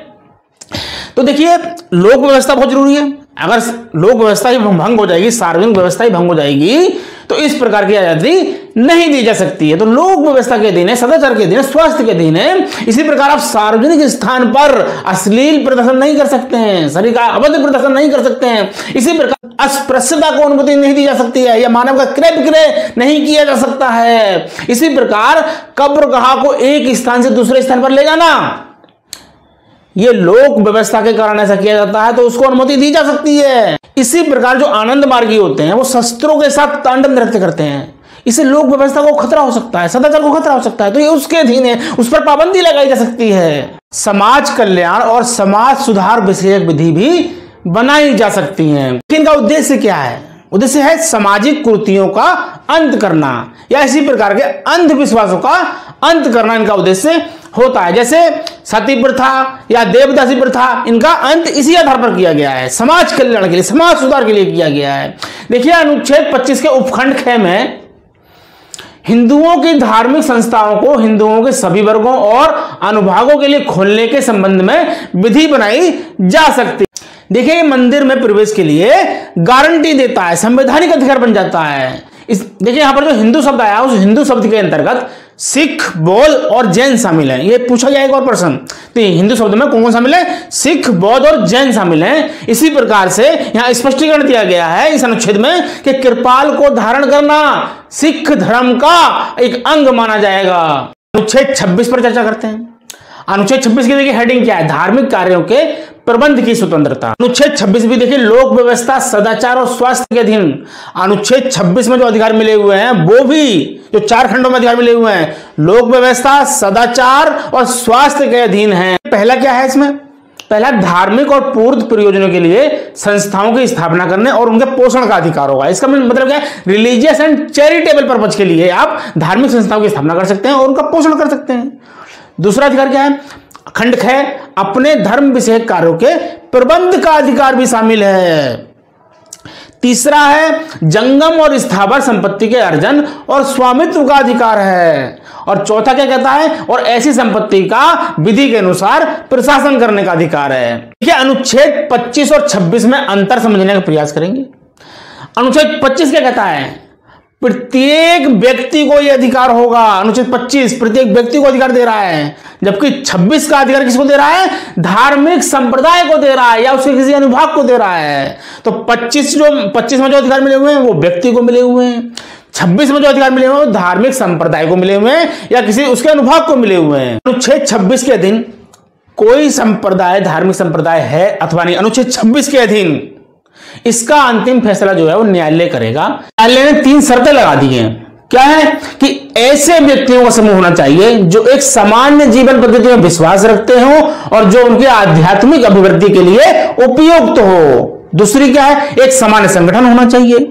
तीसरा क्या है, एक उनका नाम होना चाहिए, स्पेशल नाम होना चाहिए। तो इस प्रकार इन 3 शर्तों के अधीन उसको धार्मिक संप्रदाय माना जा सकता है। लेकिन फिर भी प्रत्येक मामले पर विचार करके ही यह डिसीजन लिया जाएगा कि वो अनुच्छेद 26 के अधीन धार्मिक संप्रदाय है अथवा नहीं है। अनुच्छेद 27 पर चर्चा करते हैं। अनुच्छेद 27 क्या कहता है, किसी विशिष्ट धर्म की अभिवृद्धि के लिए करों के संदाय के बारे में स्वतंत्रता प्रदान की गई है। अर्थात किसी भी व्यक्ति को ऐसे करों का संदाय करने के लिए बाध्य नहीं किया जाएगा जिनके आगम किसी विशिष्ट धर्म या धार्मिक संप्रदाय की अभिवृद्धि या पोषण में व्यय करने के लिए विनियोजित किए जाते हैं। अनुच्छेद 27 राज्य को यह निवारित करता है कि आप जनता पर यह टैक्स नहीं लगा। किसी विशिष्ट धर्म की अभिवृद्धि के लिए पैसा चाहिए तो यह विशिष्ट धर्म की अभिवृद्धि के लिए आप टैक्स नहीं लगा सकते। अनुच्छेद 27 उसी का संरक्षण प्रदान करता है। देखिए हमें टैक्स और फी यानी कर और शुल्क में अंतर समझिए। कर जो होता है एक अनिवार्य वसूली होता है जो सार्वजनिक प्रयोजन के लिए लगाया जाता है, लेकिन कर टैक्स का जो लाभ होता है वो जनता को तुरंत नहीं मिलता है, एक साथ नहीं मिलता है। लेकिन जो शुल्क होता है, शुल्क के बदले कुछ लाभ तुरंत मिल जाता है। ये यहां पर इसलिए बताया गया है क्योंकि अनुच्छेद 27 का जो संरक्षण है वो टैक्स के बारे में संरक्षण दिया गया है, शुल्क के बारे में नहीं है। इसी प्रकार यदि राज्य बिना भेदभाव के सभी धार्मिक संस्थाओं को समान रूप से सहायता प्रदान करता है तो अनुच्छेद 27 का उल्लंघन नहीं होगा, क्योंकि अनुच्छेद 27 केवल विशिष्ट धर्म की विशिष्ट संप्रदाय की अभिवृद्धि के लिए टैक्स के बारे में छूट प्रदान करता है। इसी प्रकार यदि दंगों में कोई धार्मिक स्थल गिरा दिया जाता है और उसको सरकार उसका जीर्णोद्धार करती है तो उसको भी अनुच्छेद 27 का उल्लंघन नहीं माना जाएगा। इस प्रकार हम कह सकते हैं कि अनुच्छेद 27 क्या है कि राज्य कर के रूप में एकत्रित किए गए धन को किसी विशिष्ट धर्म की उन्नति के लिए नहीं लगा सकता है। अनुच्छेद 28 पर चर्चा करते हैं। देखिए अनुच्छेद 28 शिक्षा संस्थाओं में धार्मिक शिक्षा या धार्मिक उपासना में उपस्थित होने के बारे में स्वतंत्रता प्रदान करता है। देखिए अनुच्छेद 28 में 3 खंड है। उन 3 खंडों में 4 प्रकार की शिक्षण संस्थाओं का जिक्र किया गया है। पहली कौन सी है, देखिए खंड क्या कहता है कि राज्य निधि से पूर्णतः पोषित जो शिक्षण संस्थाएं हैं उनमें धार्मिक शिक्षा नहीं दी जा सकती है। 28 का खंड 2 क्या कहता है कि राज्य प्रशासित लेकिन किसी धर्मस्व या न्यास के अधीन स्थापित संस्थाएं और जिसके अनुसार उस संस्था में धार्मिक शिक्षा देना आवश्यक है तो उसमें धार्मिक शिक्षा दी जा सकती है। यानी प्रशासन तो राज्य कर रहा है, राज्य प्रशासित है, और लेकिन धर्मस्व या न्यास के अधीन स्थापित है तो वहां धार्मिक शिक्षा दी जा सकती है। खंड 3 क्या कहता है, देखिए खंड 3 में 2 प्रकार की संस्थाएं आई हैं, राज्य से मान्यता प्राप्त और राज्य से सहायता प्राप्त। राज्य से मान्यता प्राप्त, राज्य से सहायता प्राप्त, इनमें धार्मिक शिक्षा दी जा सकती है, लेकिन शर्त एक है, लोगों ने अपनी सहमति दे दी हो और यदि वो अवैध है तो उसके गार्जियन ने सहमति दे दी। 5वां मूल अधिकार है संस्कृति और शिक्षा संबंधी अधिकार। यह अनुच्छेद 29 और 30 में दिया गया है। देखिए अनुच्छेद 29 की जो हेडिंग है अल्पसंख्यक वर्गों के हितों का संरक्षण। देखिए इसकी हेडिंग है 29 से क्या कहता है कि भारत के राज्य क्षेत्र या उसके किसी भाग के निवासी नागरिकों के किसी अनुभाग को जिसकी अपनी विशेष भाषा लिपि संस्कृति है उसे बनाए रखने का अधिकार होगा। देखिए यहां पर अंतर समझिए, 29 की हेडिंग क्या है, अल्पसंख्यक वर्गों के हितों का संरक्षण। लेकिन 29 एक कह रहा है निवासी नागरिकों के किसी भी अनुभाग को, मीन्स ये सभी नागरिकों को मिला हुआ है। जिसकी विशेष भाषा, लिपि, संस्कृति है उसे बनाए रखने का अधिकार हुआ है, सभी नागरिकों को मिला हुआ है। इसका उद्देश्य सिर्फ यह है कि जो अल्पसंख्यक वर्ग हैं उनके हितों का संरक्षण करना है, उनका नुकसान नहीं होना चाहिए, उनके हितों का संरक्षण करना है। 29(1) में 29(2) क्या कहता है कि राज्य द्वारा पोषित या राज्य निधि से सहायता पाने वाले किसी शिक्षण संस्थान में प्रवेश से किसी भी नागरिक को केवल धर्म, मूल वंश, जाति, भाषा या इनमें से किसी भी आधार पर उसे प्रवेश से वंचित नहीं किया जाएगा। देखिए 29(2) और 15(1) और 29(2) में अंतर समझिए। देखिए 15(1) जो विभेद के आधार बताता है, 15(1) में लिंग और जन्म स्थान भी है जो 29(2) में नहीं है। इसी प्रकार 29(2) में भाषा है, विभेद के जो आधार हैं 29(2) में भाषा है, वो 15(1) में नहीं है। अनुच्छेद 30 की बात करते हैं। अनुच्छेद 30 में है शिक्षण संस्थाओं की स्थापना करने और उनके प्रशासन करने का अधिकार होगा। ये देखिए, ये बहुत पूछा जाता है कि किस अनुच्छेद में है प्रशासन करने का अधिकार, शिक्षण संस्थाओं की स्थापना करने का अधिकार किस अनुच्छेद में है? ये अनुच्छेद 30 में है। ध्यान रखना, बहुत पूछा जाता है। देखिए अनुच्छेद 30 की हेडिंग जान लीजिए। अनुच्छेद 30 की हेडिंग क्या कहती है? शिक्षा संस्थाओं की स्थापना और प्रशासन करने का अल्पसंख्यक वर्गों का अधिकार। अनुच्छेद 30 क्या कहता है कि धर्म या भाषा पर आधारित सभी अल्पसंख्यक वर्गों को अपनी रुचि की शिक्षण संस्थाओं की स्थापना करने का और प्रशासन करने का अधिकार होगा। देखिए धर्म या भाषा पर आधारित, ध्यान रखना, अनुच्छेद 30(1) में धर्म या भाषा पर आधारित अल्पसंख्यक हैं, उनको अपनी रुचि की, अपनी पसंद की शिक्षण संस्थाओं की स्थापना करने का और उनके प्रशासन का अधिकार होगा। देखिए प्रशासन का जो अधिकार मिला हुआ है, प्रबंध का जो अधिकार मिला हुआ है, ये तभी प्राप्त होगा जब वो रुचि की शिक्षण संस्थान उन्होंने स्वयं स्थापित की हो। अगर स्वयं स्थापित नहीं की है तो प्रशासन का अधिकार नहीं मिलेगा। सुप्रीम कोर्ट ने यह स्पष्ट कर दिया कि प्रशासन के अधिकार में, प्रबंध के अधिकार में कुप्रशासन का अधिकार शामिल नहीं है। अगर वो राज्य से सहायता प्राप्त करता है तो राज्य युक्त शर्तें लगा सकता है। यहां पर युक्त ध्यान रखना कि जो जायज शर्तें होती हैं वही लगा सकता है, नाजायज शर्तें नहीं लगा सकता। युक्त शर्तें लगाई जा सकती हैं। यहां पर रामकृष्ण मिशन की बात करते हैं। देखिए रामकृष्ण मिशन जो है वो अल्पसंख्यक संस्था नहीं है, वो हिंदू धर्म का ही एक भाग, एक पंथ है। इसी प्रकार अल्पसंख्यक जो संस्था है उसको विश्वविद्यालय से संबद्धता, एफिलिएशन का मूल अधिकार नहीं प्राप्त है। एक यहां पर सर्वोच्च न्यायालय का निर्णय आया है, टीएमए पाई फाउंडेशन बनाम कर्नाटक राज्य 2003। ये एक ऐतिहासिक निर्णय आया कि जो अल्पसंख्यक वर्ग का जो दर्जा दिया जाएगा वो राज्य में उसकी जनसंख्या कितनी है उसके आधार पर दिया जाएगा, पूरे देश के आधार पर नहीं दिया जाएगा। पूरे देश में उस वर्ग की जनसंख्या कितनी है इस आधार पर नहीं दिया जाएगा, उस राज्य में उस वर्ग की जनसंख्या कितनी है उस आधार पर अल्पसंख्यक वर्ग का दर्जा दिया जाएगा। जैसे कश्मीर की बात कर लें तो कश्मीर में जो हिंदू लोग हैं वो अल्पसंख्यक हैं, तो वहां पर उनको अल्पसंख्यक का दर्जा मिल सकता है। तो राज्य में उस वर्ग की जनसंख्या कितनी है उस आधार पर अल्पसंख्यक का दर्जा दिया जाएगा। पूरे देश में कितनी जनसंख्या है इस आधार पर दर्जा नहीं दिया जाएगा। ये कौन से बाद में दिया गया है? टीएमए पाई फाउंडेशन बनाम कर्नाटक राज्य 2003 के मामले में सर्वोच्च न्यायालय ने ऐतिहासिक निर्णय दिया है। देखिए यहां पर 29(1) और 30(1) में अंतर जान लेते हैं। 29(1) सभी नागरिकों को मिला हुआ है, जबकि 30(1) धर्म या भाषा पर आधारित अल्पसंख्यक वर्गों को मिला हुआ है।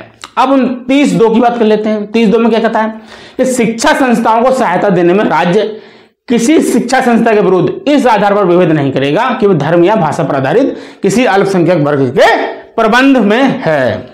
कुल मिलाकर दोनों का उद्देश्य जो है 29 और 30 का जो उद्देश्य है संस्कृति और शिक्षा संबंधी जो अधिकार दिया गया है इसमें अल्पसंख्यक वर्गों के हितों का संरक्षण करना है। अनुच्छेद 30 के खंड 1 के पर चर्चा करते हैं। देखिए 44वें संशोधन द्वारा संपत्ति के मूल अधिकार को समाप्त कर दिया गया है और उसे मूल अधिकार को श्रेणी से हटा करके अनुच्छेद 300 के में स्थान दिया गया है। 300 के क्या कहता है? किसी व्यक्ति को उसकी संपत्ति से विधि के प्राधिकार से ही वंचित किया जाएगा, अन्यथा नहीं। अर्थात राज्य विधि बनाकर किसी व्यक्ति को उसकी संपत्ति से वंचित कर सकता है। लेकिन 44वें संशोधन द्वारा ही अनुच्छेद 30 का संशोधन भी किया गया है और अनुच्छेद 30 में खंड 1 के जोड़ा गया है जो यह कहता है कि धर्म या भाषा पर आधारित किसी अल्पसंख्यक वर्ग द्वारा जो स्थापित है और प्रशासित संस्था है उसकी संपत्ति का यदि अनिवार्य अर्जन किया जाता है तो उसको जो मुआवजा दिया जाएगा वो मुआवजा इतना पर्याप्त होना चाहिए कि अनुच्छेद 30 द्वारा जो अधिकार दिया गया, जो मूल अधिकार दिया गया, उसका उल्लंघन ना हो पाए, वो निवारित नहीं होना चाहिए। मूल अधिकार है संवैधानिक उपचारों का अधिकार, ये छठा मूल अधिकार है। देखिए ये कोई अपने अपना अधिकार नहीं है। जो 5 मूल अधिकार दिए गए हैं उन अधिकारों को लागू करवाने की व्यवस्था है। देखिए केवल किताब में लिख जाने से अधिकार नहीं मिल जाएंगे कि किताब में अधिकार लिख दिए गए, संविधान में अधिकार लिख दिए गए और आपको मिल गए, नहीं, उनको लागू करवाने की व्यवस्था भी होनी चाहिए। और ये व्यवस्था कहां है? अनुच्छेद 32 में। केवल किताब में लिख देने से अधिकार नहीं मिलते हैं, वो तो काल्पनिक हो जाएंगे। वास्तविक जब ही बनेंगे जब उनको लागू करवाने की कोई व्यवस्था होगी। अनुच्छेद 32 उन अधिकारों को लागू करवाने की व्यवस्था करता है। अनुच्छेद 32 भाग 3 में दिया गया है, इसलिए यह भी एक मूल अधिकार है। डॉक्टर भीमराव अंबेडकर ने इसी कारण से इस अनुच्छेद को संविधान की आत्मा कहा है। डॉक्टर अंबेडकर के अनुसार यदि कोई मुझसे पूछे कि संविधान का कौन सा अनुच्छेद ऐसा है जिसके बिना यह संविधान व्यर्थ हो जाएगा, तो मैं अनुच्छेद 32 का नाम लूंगा। यह संविधान की आत्मा है, उसका हृदय है। अनुच्छेद 32 में 4 खंड दिए गए हैं। अनुच्छेद 32 का खंड 1 क्या कहता है कि भाग 3 द्वारा प्रदत्त मूल अधिकारों को परिवर्तित कराने के लिए उच्चतम न्यायालय में समावेदन करने का अधिकार प्रत्याभूत किया जाता है, गारंटी दे रहा है। कितना महत्वपूर्ण अनुच्छेद है। बाजार में आप जाते होंगे वारंटी मिलती है, यह अनुच्छेद गारंटी दे रहा है, मूल अधिकारों को लागू करवाने की गारंटी दे रहा है। ये गारंटी सुप्रीम कोर्ट के द्वारा लागू की जाएगी। अनुच्छेद 32 के अधीन सुप्रीम कोर्ट की शक्ति पर कोई सीमा नहीं है। मूल अधिकारों को परिवर्तित कराने के लिए संविधान ने कोई विशेष प्रक्रिया विहित नहीं की है। सुप्रीम कोर्ट को अधिकार दे दिया है, हाई कोर्ट को अधिकार दे दिया है। यहां न्यायालय परंपरागत प्रतिपक्षी प्रणाली को भी मानने के लिए बाध्य नहीं है, जिसमें प्रतिवादी का होना, उपस्थित होना आवश्यक होता था। नहीं, मूल अधिकारों को लागू करवाने के लिए यदि कोई व्यक्ति सुप्रीम कोर्ट जाता है तो सुप्रीम कोर्ट उस व्यक्ति से यह नहीं कह सकता कि आप किसी और न्यायालय चला जाइए या हाई कोर्ट चले जाइए, आपको न्याय प्रदान करेगा, मूल अधिकारों को लागू करेगा। सुप्रीम कोर्ट आवेदन को ग्रहण करने से तकनीकी आधार पर मना नहीं कर सकता। अनुच्छेद 32 का खंड 2 सुप्रीम कोर्ट को मूल अधिकार लागू करवाने के लिए 3 तरह की पावर देता है। पहली क्या है? निर्देश जारी करने की पावर, दूसरी ऑर्डर जारी करने की पावर, तीसरी रिट जारी करने की पावर। तो सुप्रीम कोर्ट मूल अधिकारों को लागू करवाने के लिए कोई भी डायरेक्शंस जारी कर सकता है, कोई ऑर्डर जारी कर सकता है, 5 प्रकार की रिट जारी कर सकता है। कौन कौन सी? बंदी प्रत्यक्षीकरण, परमादेश, प्रतिषेध, अधिकार परीक्षा और उत्प्रेषण। 5 प्रकार की रिट जारी की जा सकती है सर्वोच्च न्यायालय के द्वारा मूल अधिकारों को लागू करवाने के लिए। इस प्रकार अनुच्छेद 32 का खंड 2 सुप्रीम कोर्ट को मूल अधिकारों का सजग प्रहरी बना देता है। अनुच्छेद 32 का खंड 3 यह कहता है कि संसद विधि बनाकर इस तरीके की जो पावर्स हैं, सुप्रीम कोर्ट को जो पावर्स दी गई हैं, ऐसी पावर किसी अन्य न्यायालय को भी दे सकती है, लेकिन उससे सुप्रीम कोर्ट की पावर कम नहीं होनी चाहिए। अभी तक संसद ने ऐसी पावर्स किसी न्यायालय को नहीं दी हैं। ये पावर सुप्रीम कोर्ट और हाई कोर्ट को मिली हुई है। अनुच्छेद 32 के तहत सुप्रीम कोर्ट को, अनुच्छेद 226 के तहत हाई कोर्ट को मिली हुई है। 32 का खंड 4 क्या कहता है कि इस अनुच्छेद द्वारा जो गारंटी दी गई है वो गारंटी निलंबित नहीं की जा सकती है, सिवाय इसके कि संविधान में जो उपबंध है। और संविधान में क्या है कि आपातकाल के दौरान अनुच्छेद 352 के अधीन यदि घोषणा हो तो इस अधिकार को निलंबित किया जा सकता है, उसके सिवाय इस अधिकार को निलंबित नहीं किया जा सकता। अनुच्छेद 32 में खंड 4 जोड़ा गया है और स्पेशल कहा गया है कि इस अधिकार को निलंबित नहीं किया जा सकता, जो ये साबित करता है कि यह अनुच्छेद कितना महत्वपूर्ण है। विधि बनाकर इस अधिकार का अध्यारोहण नहीं किया जा सकता। प्रत्येक ऐसी विधि शून्य होगी जो इस अधिकार को छीनती है या न्यून करती है। यहां एक प्रश्न और उठता है कि क्या संसद अनुच्छेद 368 के तहत संविधान का संशोधन करके इस अधिकार को खत्म कर सकती है, जैसे संपत्ति के अधिकार को खत्म कर दिया गया है?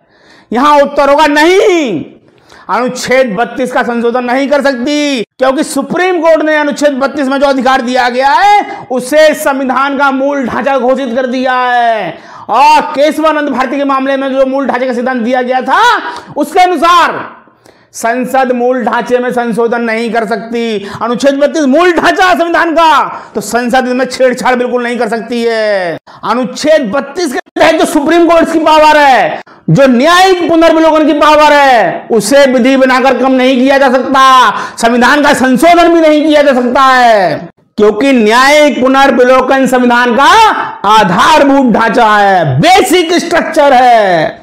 जनहित याचिकाओं की शुरुआत करके, पब्लिक इंटरेस्ट लिटिगेशंस, PIL आपने सुना होगा, इन जनहित याचिकाओं यानी लोक हितवाद की शुरुआत करके सुप्रीम कोर्ट ने इस पावर्स को और बढ़ा लिया है। इन जनहित याचिकाओं के माध्यम से कोई व्यक्ति या कोई संस्था जो जनहित से प्रेरित है, वो ऐसे व्यक्ति की तरफ से सुप्रीम कोर्ट जा सकता है, बात दायर कर सकता है जो सुप्रीम कोर्ट जाने में असमर्थ हैं, गरीबी के कारण या किसी अन्य कारण से जो सुप्रीम कोर्ट नहीं जा सकते, तो कोई अन्य व्यक्ति, कोई संस्था, वो सुप्रीम कोर्ट जाकर उसकी तरफ से बात दायर कर सकते हैं। सुप्रीम कोर्ट ने जनहित के अनेक मामलों में सरकार को और उसके प्राधिकारियों को निर्देश दिए हैं। सुप्रीम कोर्ट की इस कार्रवाई को न्यायिक सक्रियता कहते हैं। सुप्रीम कोर्ट सक्रिय हो गया है, अर्थात बाद कारण और पीड़ित व्यक्ति की अवधारणा के स्थान पर लोकहितवाद आ गया है, जनहित याचिकाएं आ गई हैं। मूल अधिकार प्राइवेट व्यक्ति के विरुद्ध भी संरक्षण प्रदान करते हैं। सुप्रीम कोर्ट के अनुसार यह निर्धारित किया है, जहां किसी नागरिक के मूल अधिकार को उल्लंघन होता है और कोई प्राइवेट व्यक्ति के द्वारा किया जाता है, तो सुप्रीम कोर्ट प्राइवेट व्यक्ति के विरुद्ध भी मूल अधिकारों को लागू करेगा। देखिए यहां अनुच्छेद 32 और अनुच्छेद 226 में अंतर समझ लेते हैं। अनुच्छेद 32 सुप्रीम कोर्ट को मूल अधिकारों को लागू करवाने की शक्ति देता है, जबकि अनुच्छेद 226 राज्य के उच्च न्यायालय को रिट जारी करने की पावर देता है। और राज्य का उच्च न्यायालय मूल अधिकारों को लागू करवाने के लिए रिट जारी कर सकता है, इसके साथ साथ अन्य प्रयोजन के लिए भी रिट जारी कर सकता है। इसका मतलब अनुच्छेद 226 में हाई कोर्ट की पावर ज्यादा है, व्यापक है, सुप्रीम कोर्ट की सीमित है। सुप्रीम कोर्ट केवल मूल अधिकारों को लागू करने के लिए रिट जारी कर सकता है, लेकिन हाई कोर्ट मूल अधिकारों के साथ साथ अन्य प्रयोजन के लिए भी रिट जारी कर सकता है। इसका मतलब हाई कोर्ट की शक्ति बहुत व्यापक है, लेकिन सुप्रीम कोर्ट के विरोध में नहीं है, सुप्रीम कोर्ट की समवर्ती शक्ति है। अनुच्छेद 32 के दो अपवाद हैं, अनुच्छेद 33 और 34। अनुच्छेद 33 क्या कहता है कि संसद विधि द्वारा मूल अधिकारों को निर्बंधित या निराकृत कर सकती है। किनके लिए? सशस्त्र बलों के लिए कर सकती है, लोक व्यवस्था भार साधन बल जो हैं उनके लिए कर सकती है। तीसरा, इंटेलिजेंस या काउंटर इंटेलिजेंस में जो नियोजित व्यक्ति है उनके लिए कर सकती है। चौथा, जो इन तीनों से संबंधित दूर संचार प्रणाली जो है उसमें लगे हुए व्यक्तियों के संबंध में कर सकती है। इसमें दो कारण हैं, पहला है कर्तव्य पालन और दूसरा अनुशासन बनाए रखना। अनुच्छेद 34 क्या कहता है?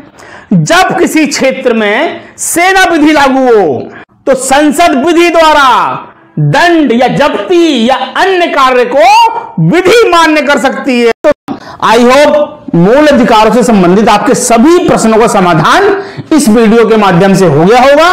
वीडियो पसंद आई हो तो चैनल को सब्सक्राइब अवश्य कीजिए, ताकि इसी तरीके की अन्य वीडियो आपको मिलती रहें और आपकी सफलता सुनिश्चित हो सके।